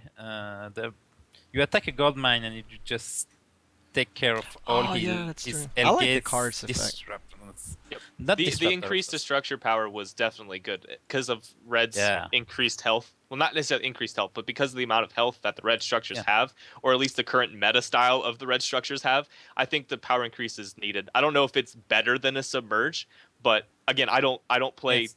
it, but I can see why the Tidebringer would be good in a lot of situations as opposed to submerge. Submerge is about killing key structures, whereas Tidebringer is about just wiping the board. So Yeah. Well, obviously against the red deck, Tidebringer is the nuts. I mean, you can't have a Yeah. better card against the red deck, but anything other than a red deck, it's a dead card in your hand. You can't do anything. Yeah, 1-4 is not great. It's the same problem about. There's a thread about it on the forum. The anti-structures that are gamble. Very interesting thread. Yeah, so Okay. Alright. Human One last Imperial Disruptors cost It's increased by red. 1 gold. It's not human. No, it says red, human yeah. right here. It says human right we here. already talked about that in the red section. Okay. Imperial Disruptor But cost. again, increased. it's the same thing. The increase to the gold makes red not be able to set up in one turn. It's kind of splits up its setup into multiple turns, if not just 2, as opposed to 1. So the little bit of cost increases, again, same thing we said about red, is that it just takes it a little more to set up, which is good. I think that's good. Yeah. What happened on the fixes and improvements? Anything worth noting except the rule change? One thing I Oh. would like to say about time time. is that Yeah. I've never lately had a situation where anyone was running out of time. Maybe people learn to play the game better to the Yeah. point where they no longer need so much time, because it's weird. Okay, I have a lot of Well, opinions here. yeah. I don't know if we need a break. We could just keep going, unless Wait, you really want us to did have a we break. just jump on Imperial Disruptor? Did we really jump? Yeah, because it's just like one gold increase. What can be said about Well, one gold increase? I think there are better changes to make than one gold increase. Oh, that way. Okay, yeah, that's true. We That's can true. talk about it. I mean, it's an important card to discuss. I mean, Nah, It is, nobody uses it. actually. Nobody uses it. No. Ancient brings up Nobody's a very using good it. point. I completely forgot about that. My bad. You forgot Come about on. what? Go ahead, Ancient. I know where he's going. Uh, Let's go. It's Okay. good. well, It's a good place. there are a few changes which I think would be good to Imperial Disruptor, because right now the card essentially it has no counter, like nothing. If you destroy it, it's just worse than leaving it there. And I mean, there's nothing you can do when someone just put it on the board. So either make it that it stops creature abilities. I mean, totally. I mean, let's say Radiant won't work. Like nothing will work. Not just energy, but nothing. Like so, Radiant won't actually be such a problem with the structure. Or there was another suggestion that I think, Casey, did you make the suggestion, or was it someone else? I don't know. It was in a forum post, which it was to make it so if you will wait, what was it exactly? I don't even remember. I made a suggestion that if you destroy it, your unit should regain the energy in the same turn, Yeah, so you but- can actually but do that's- something about it immediately. But that's too much. Oh, I remember. I suggested actually making it to keep it the same effect. Like every turn, your opponent units won't gain energy, but when it comes into play, your units won't gain energy for 2 turns. So even if you destroy it, your units will gain the energy, but your opponent units will still. I mean, am I making sense, or should I Yes. explain it better? What? So basically what you're saying is that if I destroy my opponent's Yeah. disruptor, he will still not gain energy, but my units will Yeah. next turn, so I will actually gain any advantage at all Yeah. from destroying the disruptor, whereas now I don't. There's no Yeah. point in and- destroying it. And that was a good thing about when you play the disruptor, your opponent first has energy. And now if we reduced his life to 1, but it's still if you destroy it, you're being screwed by disruptor. Yeah. And that's not good. And that's just because there is no way to very word it in a simple way so it doesn't feel forced. And that's also what I wouldn't like to remove the synergy with Radiate. And it's not the only synergy. This synergy with Accliminator that is very good with Disruptor, and you have to pay for it. You have to pay 3 gold and 2 Faeria, so your opponent can play a lot of stuff with this. And I would like it to have a counter. It's just my only problem with this card. Yeah. I like the Mine card. too. I think it's a very good card. I would like it to stay the same, but just to be counterable in many ways. So if you get energy when you destroy it, that would be fine. If we find simple way and that does not feel forced. When I like destroyed, every creature gains 1 energy. I mean, Yes, if they can't that- accumulate it anyway, it's a simple wording, and opponents' That's units will not interesting. accumulate it anyway, so it's not gonna matter for them unless they have a Sagami Hunter. That's Makes really sense. interesting because then you could have a red deck that splashes land renew because you can land renew your own structures. So you could deny your opponent, then land renew, but that would be that would be very expensive combo. So it's interesting that could be done, but it would also be shouldn't expensive. give you 2 energy on the same turn, should it? No, it wouldn't because you can't destroy it until after it takes it away. But I'm saying that you could use it to keep your enemy's opponents, your enemy card. Sorry, you can use it, place it. Your enemy doesn't get energy on his turn. It is now your turn. Your units don't have energy. You kill it, so now you have energy. So it Oh. simply just delays your opponent.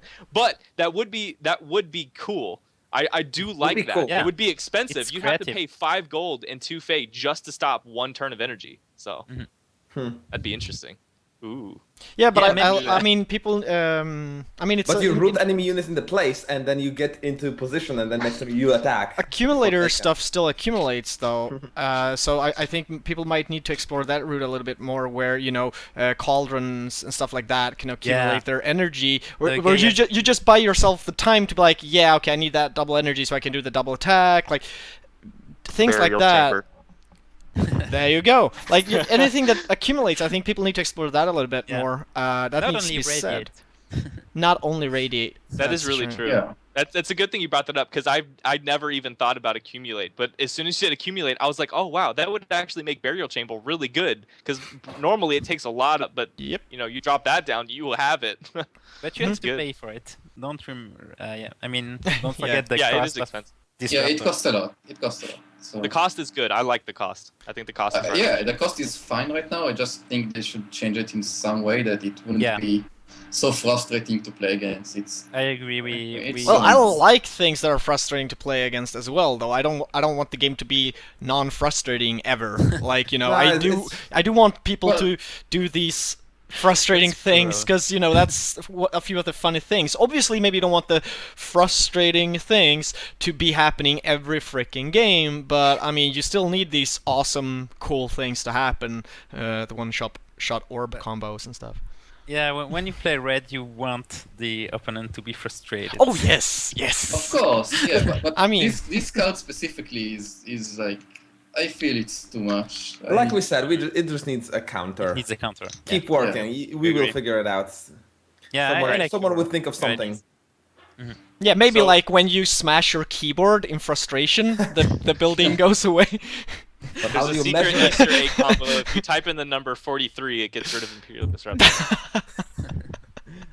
But okay, are we done with that? Because Yeah, let's Yes. move on. okay, so Jesus. the rule changes: the player who runs out of time no longer loses the game. Instead, a player who runs out of time loses 1 life per turn and can't gain life anymore. Sudden death mode. Okay, so David Bowie made an amazing suggestion in the post, which is why I'm like antsy to get on this, because it's such a Okay. good idea. Let's He's saying hurry up. that it would be in sudden death mode, you would lose 1 life plus 1 times the amount of turns since death mode start, life every turn. So he gave an example, because that was kind of like, I was like, wait, how does that work? So on the first turn you lose 1 life, on the second turn you lose 2 life, on the third turn you lose 3 life.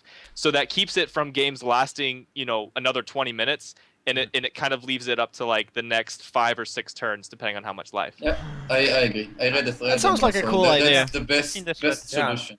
Because what if they have 20 life and then it's 20 more turns? It's Yeah. too Yeah. much, too many turns. There, It's there true. was another idea to just go up to 2 life. I don't know what. Yeah. what's I like that. Okay, so yeah, I was actually reading some of that when I was on my trip, and okay, so here's my feedback on the whole thing is that I did like the game as like, okay, 20 plus 20, it's like, okay, maximum we have like a 40-minute game going, where you also do get to the point where some people like it's one of the winning conditions where you're like, oh shit, like, okay, I can win by just having his clock run out, because otherwise I'm probably losing, or whatever stuff happen, or like red having the death clock going, and stuff like that. Like, I like when you can do strategies and gameplay with time being a resource. Like, that is like a 4th resource in my opinion. Like, you have that thing there. I do like I like the whole idea with the sudden death thing, where at the end, like, it's not instant, but it should probably be more felt than it is right now. But also, I think maybe not even doing that, but just keeping it as is, but adding 10 minutes, like making the game never last longer than 60 minutes, like do a 30-30 thing instead, is something that I also would consider. How would that be? How would the game work if you did that instead? Well, one thing, you would ruin the streaming scene. 'Cause streamers I guess- are the I ones guess- who take I too much guess. time. I guess maybe that would be, but I don't know. I still think, like, because I still look at the game as a board game. I'm still thinking, like, if I went to a store to look at a board game, you always like, okay, they have this average time it takes to play the game, and I still think that this game wouldn't be bad if it took maximum 1 hour to play a match. But I don't know. That's my It's too feedback. much. That's my feedback. That's what I think. Jacob made a really good point. You'll in the never chat. have 100% of people agreeing with this choice, whatever you do with this thing. Yeah. Yeah. This is a Jacob- really tough question. There's a really good point made in the chat that with 1 life a turn, it makes Thyran Protector extremely strong, and other combinations with the other Thyrans. Because 1 life, you can heal yeah. that back with the Golem. Oh wait, And then wait. also Question. No, you because cannot- healing doesn't work. Yeah, I was gonna ask Oh, that. it Does should. that thing actually combo? Because if that combos now, I'm gonna play that card and watch it grow. Oh, to but you can gain health Yeah, on the thing, gain- not heal the ore, but gain the health on the thing. Yeah, you doesn't. I mean, Oh, you yeah. heal that thing to. Nah, that's just silly. Someone would have to wait for his entire 20 minutes to last out before, The next strat. before his card becomes But useful. doesn't your doesn't deck golem is doesn't based on golem this. grow and Yeah. prevent the damage orb? That's silly. I would agree with David Bowie. Increase the damage every turn, so the pressure is really felt when it's 1 and then 2 and then 3 and then my orb can get one-shotted suddenly. Yeah. Well, I think we know it's going to change. Just they need to decide what to change it to. I like Yeah. the sudden death mode. I feel like it keeps, people that have been losing the whole game to get a free win out of it. I think it's better than before, and we want what we say about it. I'm not sure if it's clear, but we want a dynamic timer, to be honest. But it's a lot of timer. work, and we have to do a lot of testing with it on the private server. So at the moment, it's just like what we decided at the moment is the sudden death, and it's also. But you want sudden death. It's like a thing you want to have in the game as a mode. I'm still not sure about this. I'm still not sure it's the best option for the game. What I know is right now it's not powerful enough. Like it's not changing anything, and it's even less. I mean, time has not enough importance. Yeah, now it doesn't Yeah. have enough Yeah. Yeah, importance. I agree. You can just drag the game in 1 life. Yeah, and that's bad. You know, Shadow Era has a really interesting timer where you don't have too much time, but every time you make a meaningful move against your opponent, you actually gain time. Ooh, that'd be hard to calculate. But then it would be really hard in Faeria because it can do a lot of useless moves with your units on the other side of the board. It's not the same. Nah, never Yeah. mind. Can't work for a board game. The There are algorithm a for lot that. of there's a lot of games that have dynamic timers that have very interesting ideas, and there's a thread also on the forum about it. It's very interesting, and that's we're following, of course, for the design of the real thing. Yeah. We should move on. Yeah, Yeah. I mean, Running out of we're not time. gonna do a break because it's out. like we have 30 minutes left, and it was a good thing. It's the second time we do this. It's the first time we go through patch notes like this. We probably should never go through every patch note again ever. It probably takes But too then much time It from other triggered topics. metagame discussion that we need to do because Oh yeah. Oh, I think we should instead like highlight like let's discuss some of the patch notes, like the things where and then do metagame discussion separately. we'll do. I mean, just look at the Google Doc. Maybe. Like we have a lot of topics that we really want to talk We about. can decide that later. Let's move on. Yeah, I'm just If we're saying short on time, that let's get going. no breaks. I think the only thing we had was to go back over green real quick. Not everything, but just the key things to ask. We're Mark's done here, right? insight. Like we're not gonna do these more. Why? Red. ForestWorm. I want to ask Martin. Wait, fix hell now fix for real. What is that? It's the Hellgate. Oh. With, Oh, yeah. I'm not a Christian. I just like that hell was fixed. I'm like, it sounded good. I was like, good. You can go there now. I can go there now. What? Oh, burn. Alright, let's just remove that thing there. I'm So actually what gonna. questions do we have in green? We did say we didn't really like how the ForestWorm was changed. Oh. Martin, you need to defend the ForestWorm change because it sucks, Whoa. honestly. I'm on your team, Martin. Don't worry. Yeah, You're not on his team. Yes, I Get off his remember team. this. You said you loved it. Yeah. There was a lot of complaints about the worm and asking it to be 4 gold, and that didn't feel like a worm. And I I think it would be too expensive, and it was too strong as 3 gold harvester. But And- okay, hey, question, Martin. Yeah. So Yes. it's not a harvester anymore. I mean, considering that it actually costs Faeria now, you guys consider it not be used as harvester, like? No. Right. No, and it's not very. It's not how green shouldn't rush with lands. It should expand his territory. We have other ideas for it. That it should expand, but not toward the orb, but toward in a more. How do I say it? I don't know the English name. That's so it doesn't expand his territory towards the orb, but it expands his territory, and it's a way for him to defend and to have more control over the board and to be able to defend against rushes. Yeah, And that's what I was that's- using it for. Yeah, Yes. and that's why the change would. I hope it's still usable to defend against rushes, but not reliable to rush yourself. I don't know.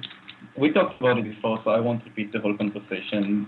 But I believe if it was 4 gold and it was a 0/1 creature like it's now, it would have been the perfect change. And Because then you can't use it offensively, right? Yeah. For your own That- rushing. that's what I Well, think. You would still get two. You would get 2 extra land if you played it first. I think the problem is that if you played Worm the way it used to be, you would get 3 more land than your opponent, and that's where the issues with the rushing were happening, because you could literally double your land, you double your opponent's land. He would have 3, you would have 6. If you increase the gold, it would take off the extra land, so it would only you would have 2 extra land. But I don't know. The 0/1, I feel like the problem is that you can double. Well, we're talking about that again. We are. I won't repeat it. Yeah, let's just Yeah. move on. But yeah, Yeah. okay. Also, sometimes it's.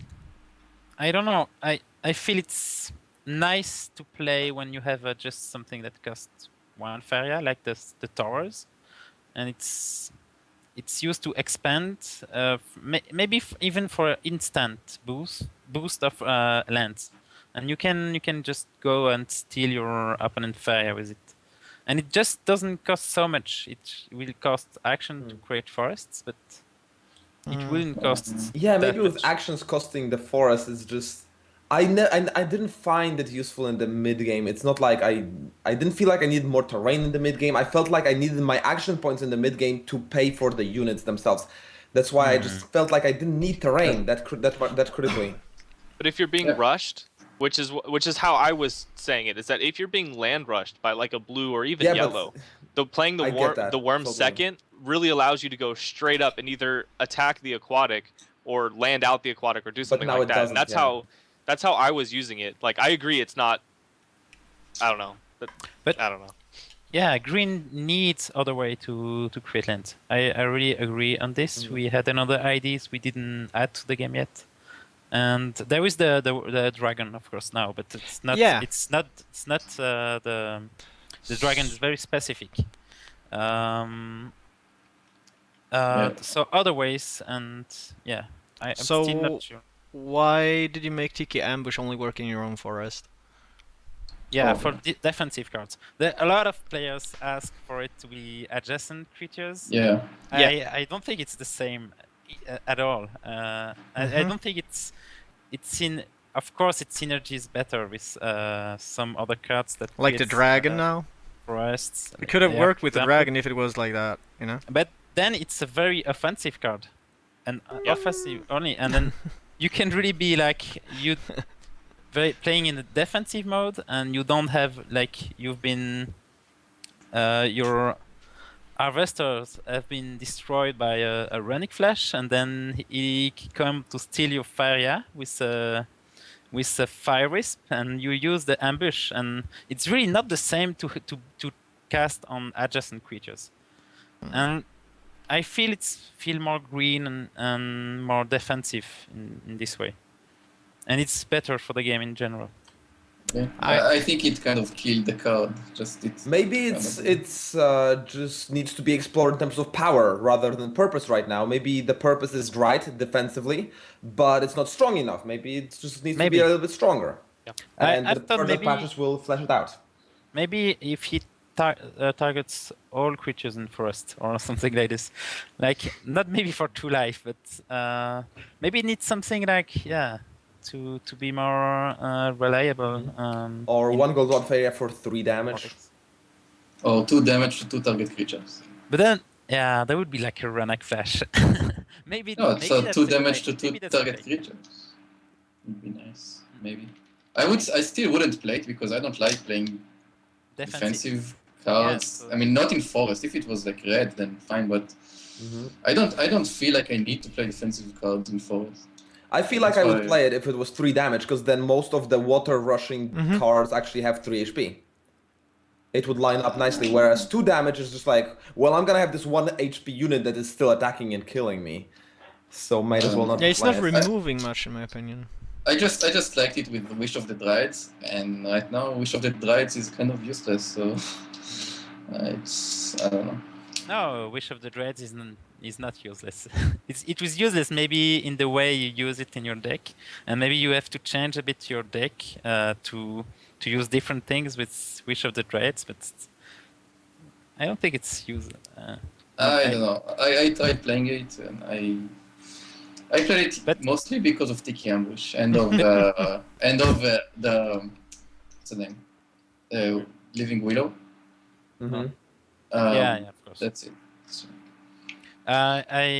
Maybe I would wait a bit and Yeah. then, but I agree it's a card that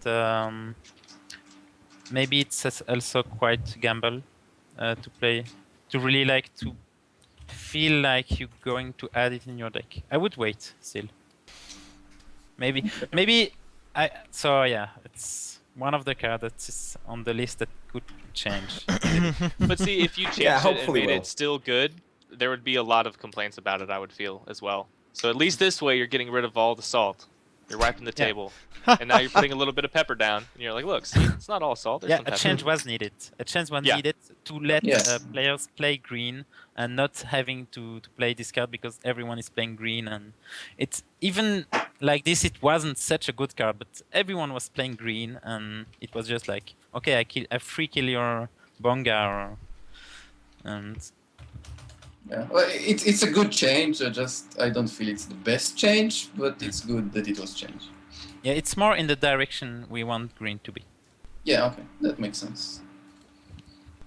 Alright. So, Okay, so guys, from our Google Doc, what topics are we wait, let me check. gonna run now with the... Well, I want to mention first of all, if I may, the tournament on Yeah, sure. Sunday, next Sunday, right? Next Sunday? Yes, I don't know. a turn- Yeah, it's there's a guy, Darkfire. He's organizing a tournament next Sunday. Check it out. I won't be able to participate, but you should definitely register and Sounds cool. I am try to. probably... Sunday, shit, actually, Yeah, okay. I'm not gonna be here following it, but I'm gonna definitely look at, like, the forums and stuff. See how it works out. And I know Martin and rest of the devs, they gave it official support. They gave some really cool prizes. Oh, the prices look really Yeah. cool, actually. I think it's awesome somebody's doing this now. I think it's gonna be cool for... I mean, the game is ready to have a tournament. Like, there's nothing keeping, stopping you from running a tournament like that. I saw the thread, I was like, finally someone is hosting a tournament. Like, it's Yeah. so easy to do right now. It's like, just do it, right? So yeah, I hope it's successful, and I hope it keeps happening. So Super good. Yeah, I was just well, sad because I'm going away during the day. That day, I was like, oh, I would have just played it otherwise. Oh yeah, I'm studying on Sunday, so I can't. My dad has a birthday. I told him, like, seriously, Dad? Fucking. But yeah. Did I completely we- space out, or did we ask about Dragon? What No. question about Dragon? Well, my question is, like, why is there any plan to give Dragon a niche, or is the point of Green Dragon to not have a niche? Hey, it's making per se? forests. What's up? He's creating land, isn't that a niche? Well, like, okay, for example, Silvermoon is only at night, which means that it's only useful in night situations or a night deck. For Desert Dragon is only good against structures and orb. That's very specific. But I feel like Green Dragon is just a normal creature. Drop the That- Void that Sphere, matters. seriously.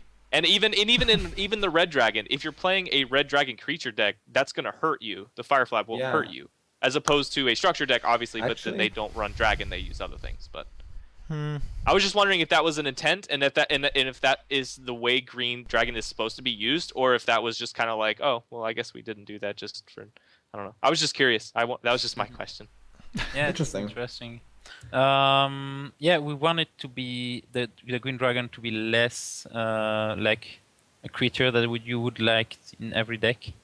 It's still maybe less niche than other dragons, as you just made the list, and I didn't realize that. So it's a good point, and maybe I like it like it is now. It's like I need to try it. It sounds awesome. Killed with it. It was funny. Like it's true. It kills aquatics. It's quite powerful. Oh wow. It's awesome. It's like the best sound when you play it too. Like I don't care if the card I lose, as long as I play it and it does that awesome land creation sound a billion times, I'm just like yes. Oh, so good. Something is coming. But yeah, so that was the interesting point that was brought up to me when I was saying, well, it needs a niche. They're like, well, that's not really the intent of the green dragon. The green dragon doesn't need the niche because of the way green plays in this playstyle. And I was like, oh, that's interesting. I'll have to ask Martin. So that's cool. Maybe good clarification. The green also was always this color that has, if there was a counter, a color that has counters, it's green. And that plays versatile, it's green. Like that has all options, would be more green. And maybe it fits green well. But to be honest, I didn't realize that. We wanted to be more less usable in all decks. That's a good explanation, though. Like, we don't want it to be in every deck. Like, I love the insight of a developer. It's just, it really opens up the mind. Yeah, it's like, whoa, so that's why it did. Like, for example, accumulate. Like, I have never heard anyone ever in the entire history of the Disruptor discussion say you can use it with accumulate. Never once. And then now you're just like, oh, you can use it with accumulate. And everyone's like, oh. Everybody was like, but radiate. Radiate. Okay, let's. I think everyone wants to talk about Smurf accounts. I really want to start that off. Okay. I think that's a big topic. Maybe that's how we end the show. Quickly. Yeah. So, okay, what it says here is Smurf accounts used to get ahead in ranking it, get really hard to get achievements by playing yourself. What would be allowed and what should not be allowed in this situation? Because right now, as the game works, you can log in twice with 2 different accounts and queue up at the same time, meaning you do, run the chances of actually facing yourself in ranked play, skewing the ranks, as well as, getting hard to get achievements. Yeah. Like, I think it's lame. I think totally. Yes! I would be happy by getting achievement this way, or getting ranking this way. And it's a beta, so of course you can do this. Of course you can do this. Yeah. If you want to lose time and not have fun.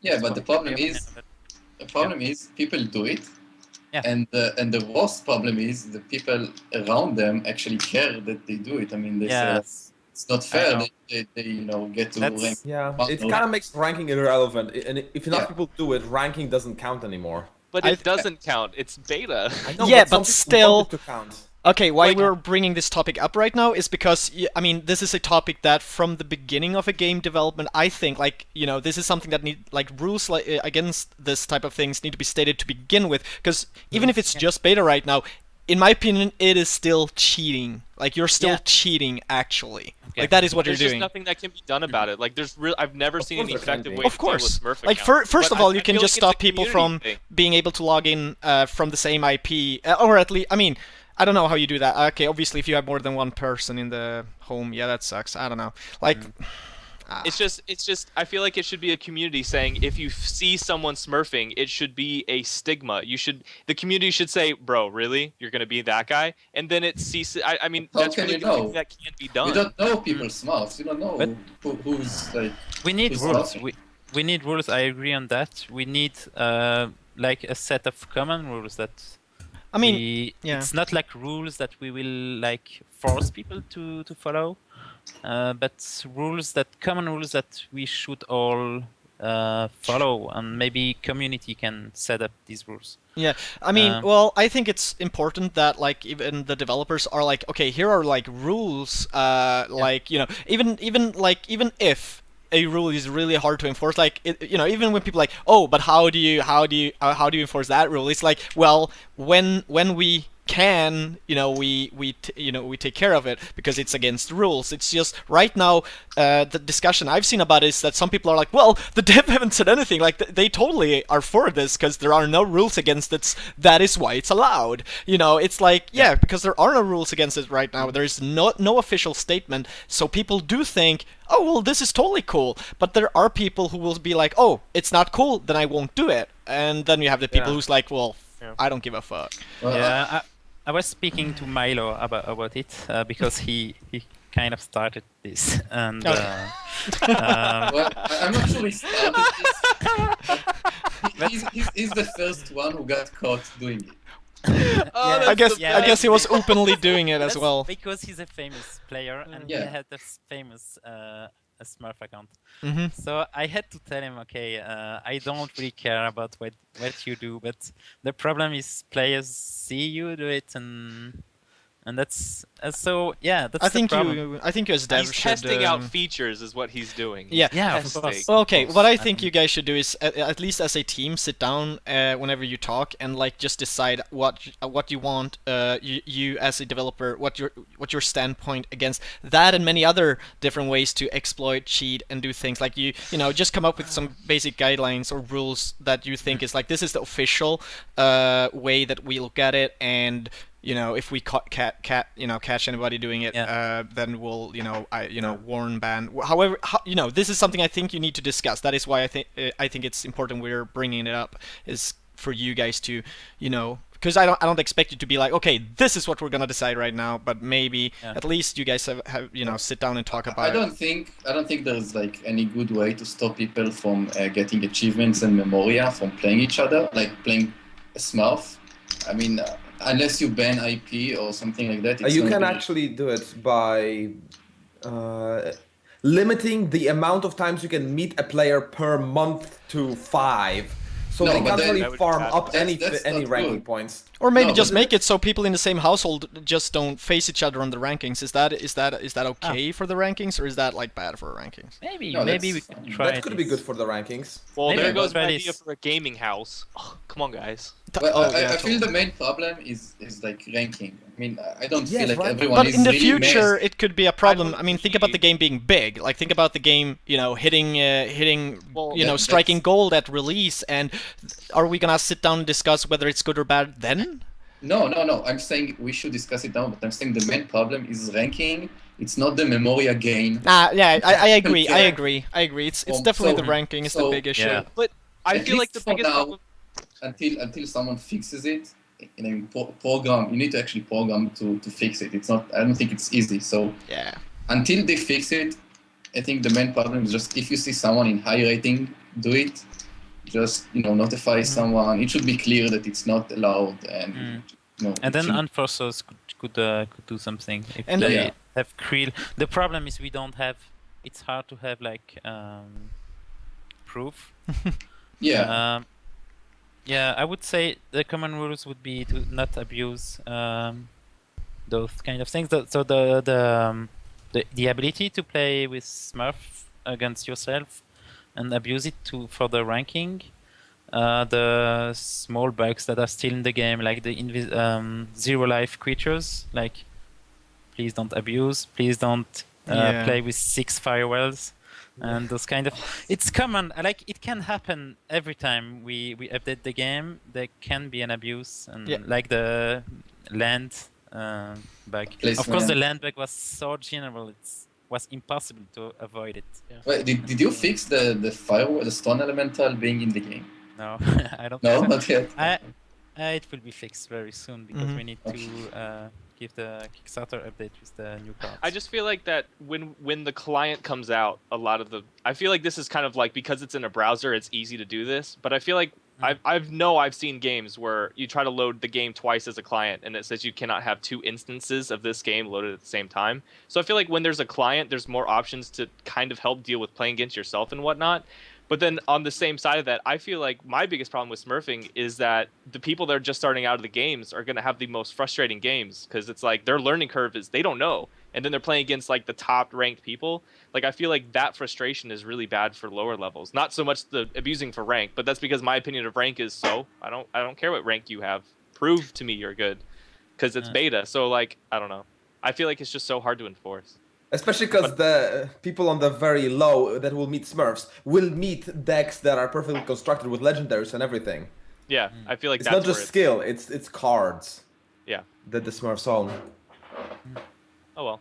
I think having the rule is good, because then if you find someone that's being toxic and abusive, you can say and come down with the hammer and be like, well, we told you not to do this. But yeah, I don't know. But then again, it's hard to have. Yeah. And that's a problem in every game. Like every game has the Smurf account issue.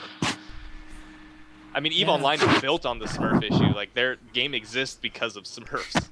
So it's so hard to deal with. But and I also think as a community, as long as we're treating people with respect and we're not trying to abuse the system, then I think that gets rid of the problem. But that's assuming people are gonna do that, and I don't know. At least if the rating matters that much, then and it ruins other people's fun.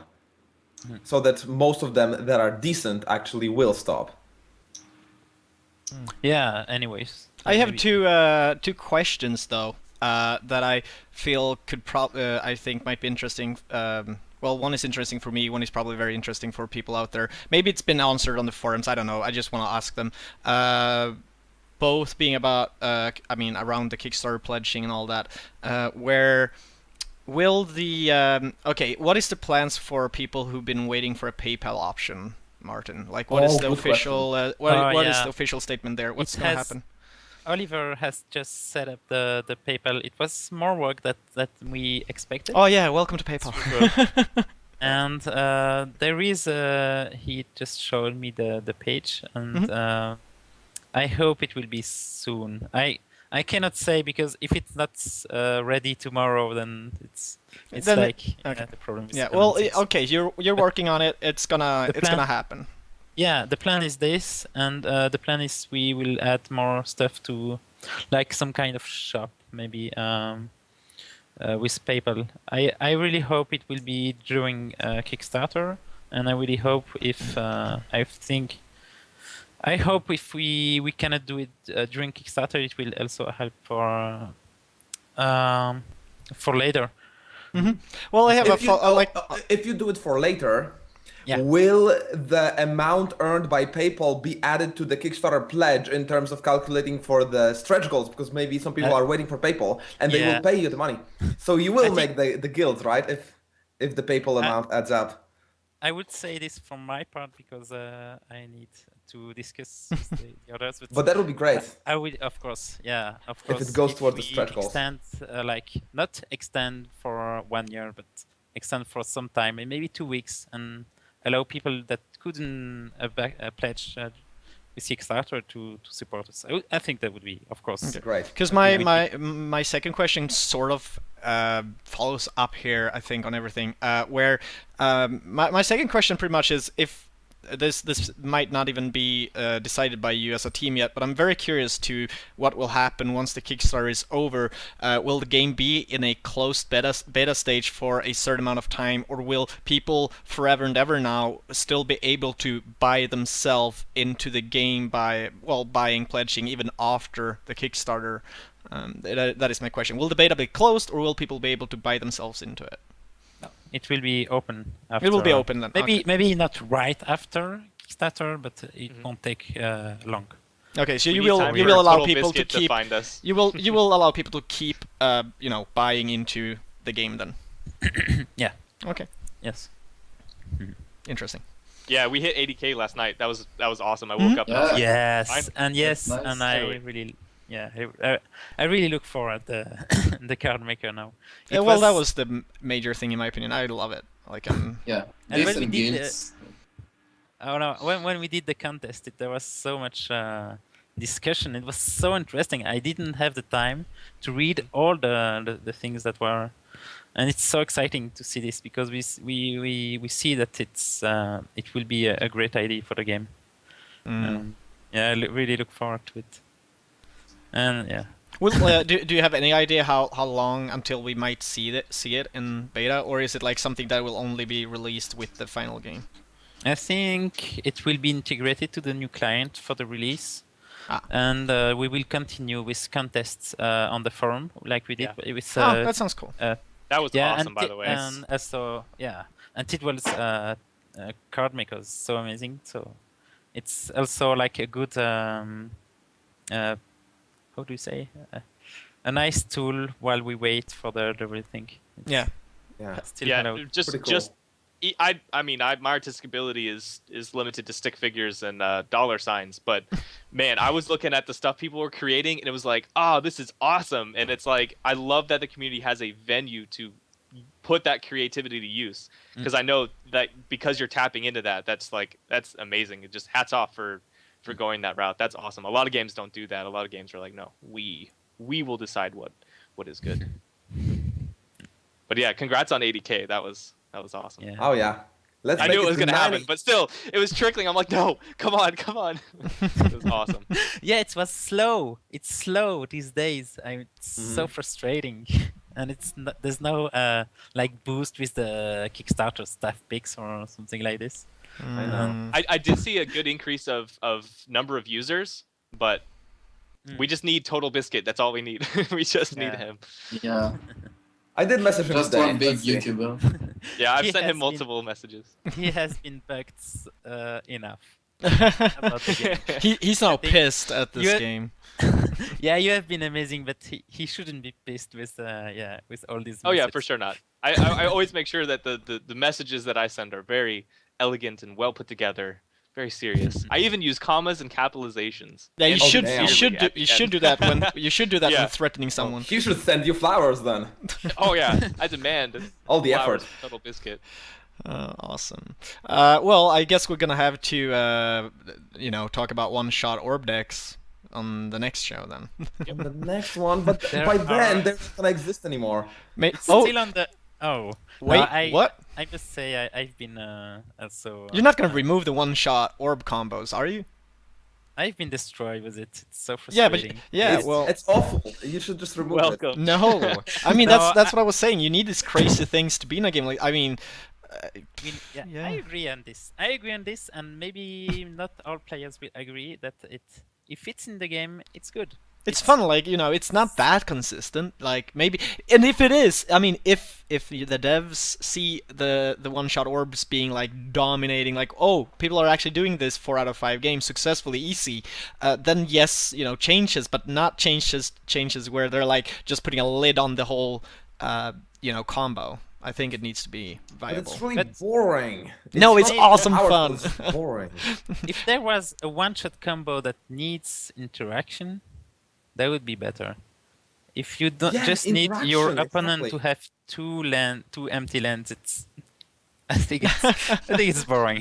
Hey, Martin, you remember It's not interactive. you remember running into me in the queue earlier this week? Do you In the- remember the base trade game where I I won watched that, with yeah. 1 hit points? Oh, did I highlight that video? Did You I? were streaming it, yeah. Oh, I was streaming What it. Yeah. was it again?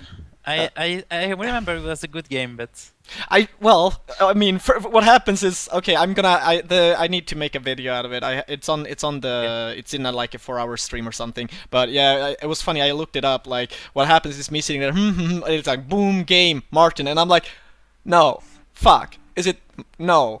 I don't want to face Martin. Like, seriously, I'm gonna lose. I was playing and that was the thing. I was actually playing a deck which had like green and yellow creatures with the chance of one-shotting combo. And I was just playing around with the different ways of trying to one-shot combo people. But obviously you blue rushed, so I was like, holy shit, I'm losing. But yeah, everybody who's watching, I actually beat Martin with 1 hit point to spare. So yeah. That was very Crazy. funny. Was a good It was game. fun to watch because I was like, oh my gosh, is he really gonna do this? Oh, he did. Yeah, everybody wanted me to like the first thing that said in chat is like, please one shot combo him. Like, but I was like, I can't do it. I can't do it. He's rushing. It's no way for me to do it. With Yeah. the way I was doing it, I was like, no way, man. It's... Basically, what everyone says about one shots is just make it a set number so you can't abuse the triple energy stuff. But again, this is beta. Like I feel like it's not a problem enough that it needs to be addressed. But when it does happen, it's I like, don't run into it why that hasn't often. this been changed? I wish Curse would just trigger once or take only base damage or something. It would make me a happier person. I wanna try to run Tiki songs and Weathercocks together with a lot of cursed creatures just to see if I could get it work. Now let's splash Weathercock the demon now with green. Maybe let's do that. That could Or be fun. Weathercock with the brute is already. If you have a Weathercock with a brute and barracks near your opponent orb, it can go very fast. Yeah. Yeah, Awesome.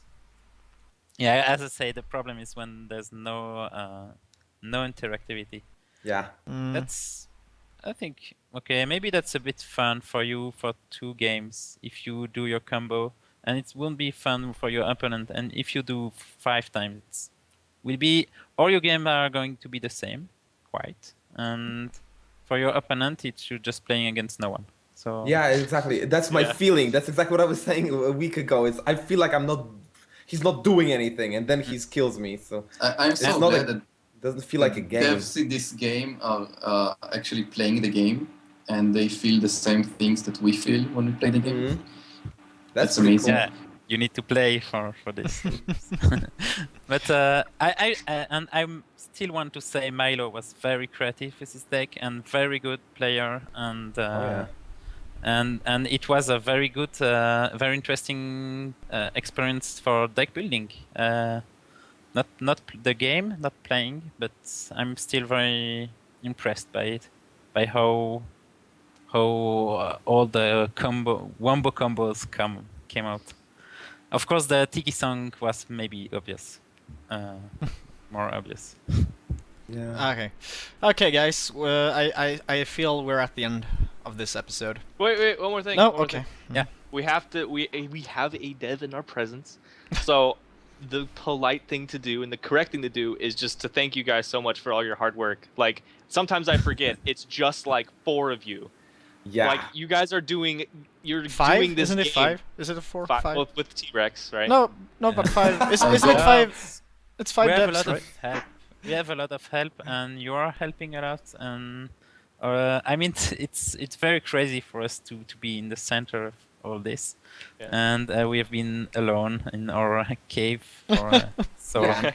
But you guys have been doing a phenomenal job, and it's like it's unbelievable. Sometimes it's like you guys are doing things that other companies can't do, and you're doing it on a daily basis. And your interconnectivity with the community is like the reason why so many people have been complimenting this game, is literally because of how dedicated you guys are and how amazing you guys have been. So just you guys are awesome. Just Once the gotta say. Kickstarter is over, they'll be gone, man. You won't hear a word.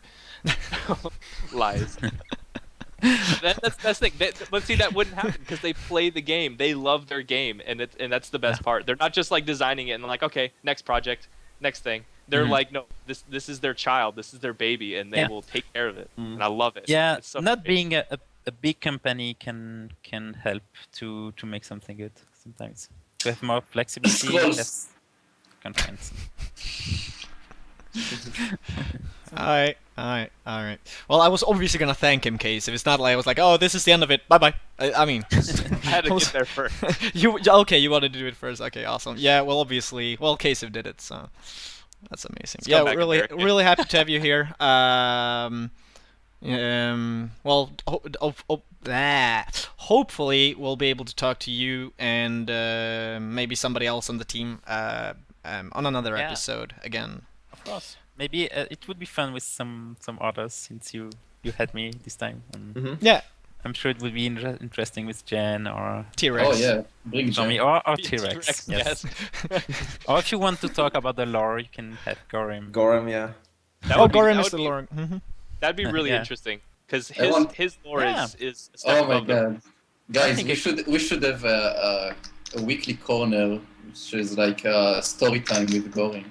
Or maybe just ask him, why is it this way and not that way? Like, what is this weed that the trader is carrying at the back of his camel and stuff? Who's there with you, Martin? It's JENN. Oh, hey, Jen.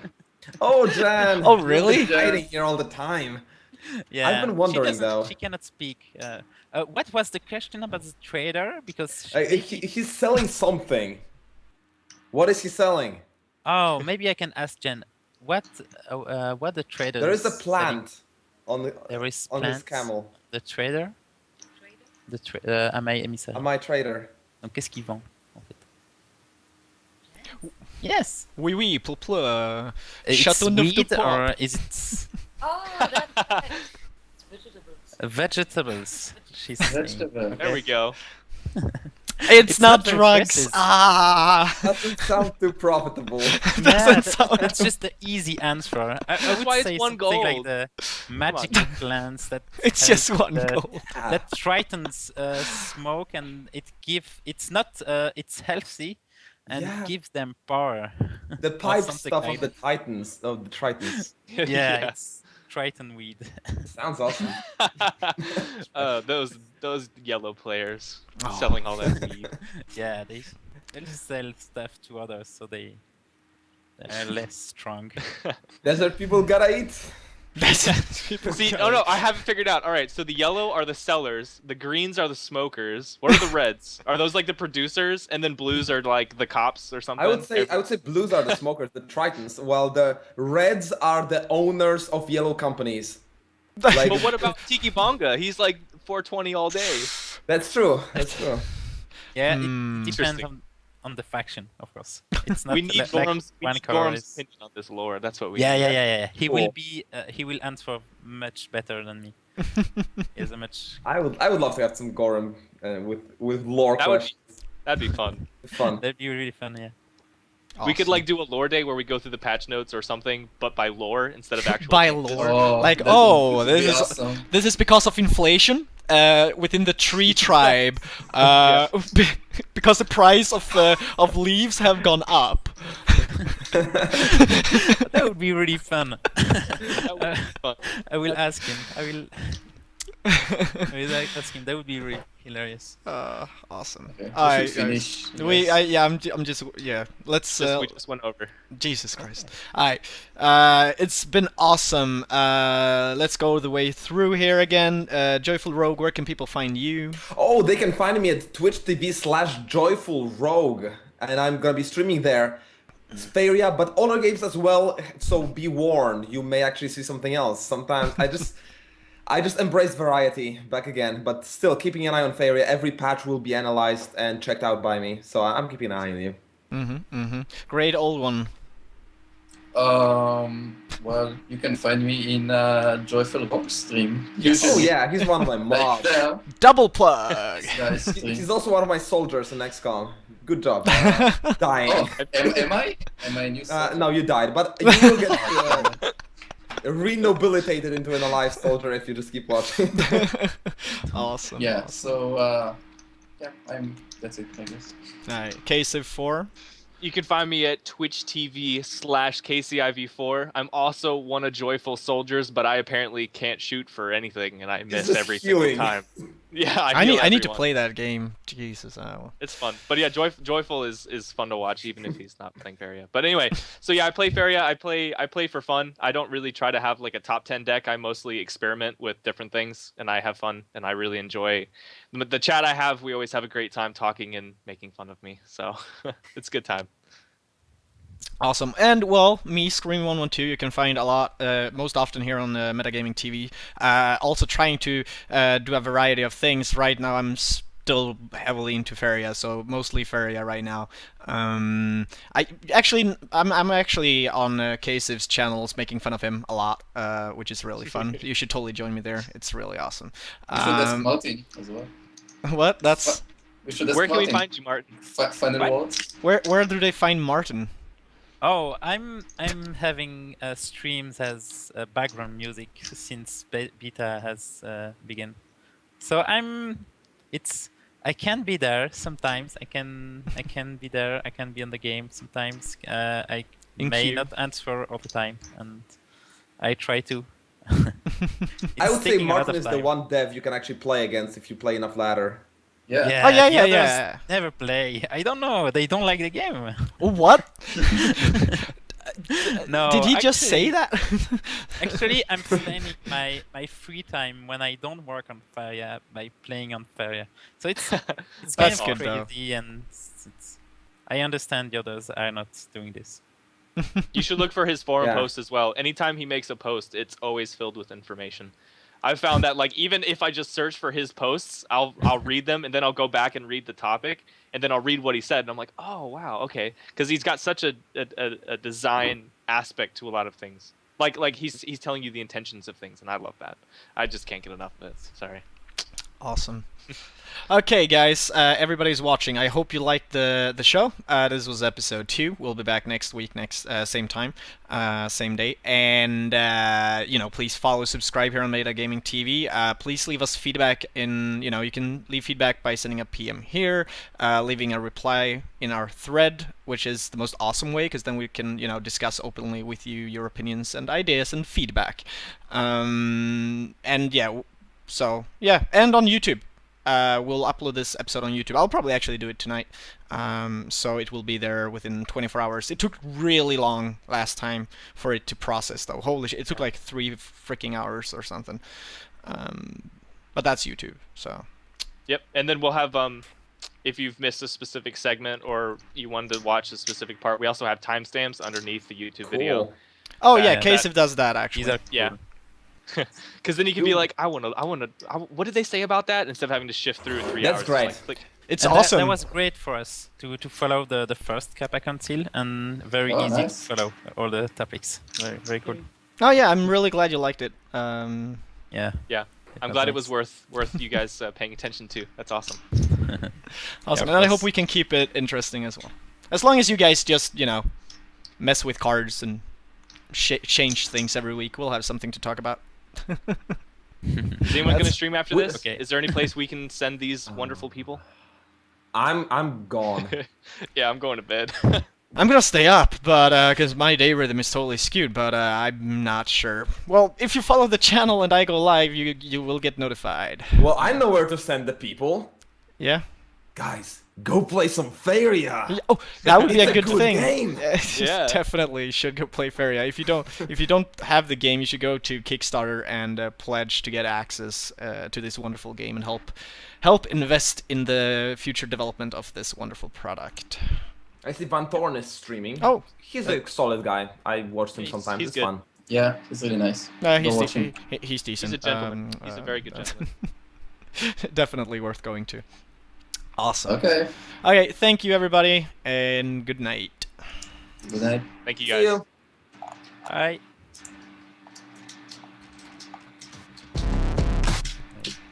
Awesome. Can they still hear us? Yes, because I think that's awesome. Nice. It was fun effect last time when you guys were talking while I play the music. But they can't see us though, they can just hear us. Hey Jen. She can't hear us, okay. Yeah. Oh, she cannot. And if she can, she will hear a lot of strange stuff. They say hi. Okay, so I guess Yeah, see you guys next time. definitely. Thanks, host. Thank you, Martin, so much. That was awesome to have you on. Yeah, Yeah. I loved it. It's very fun. I will follow this. Yay! Another follower! Awesome. Okay. Yeah. Bye see you next guys. time. Bye bye, good night. Bye.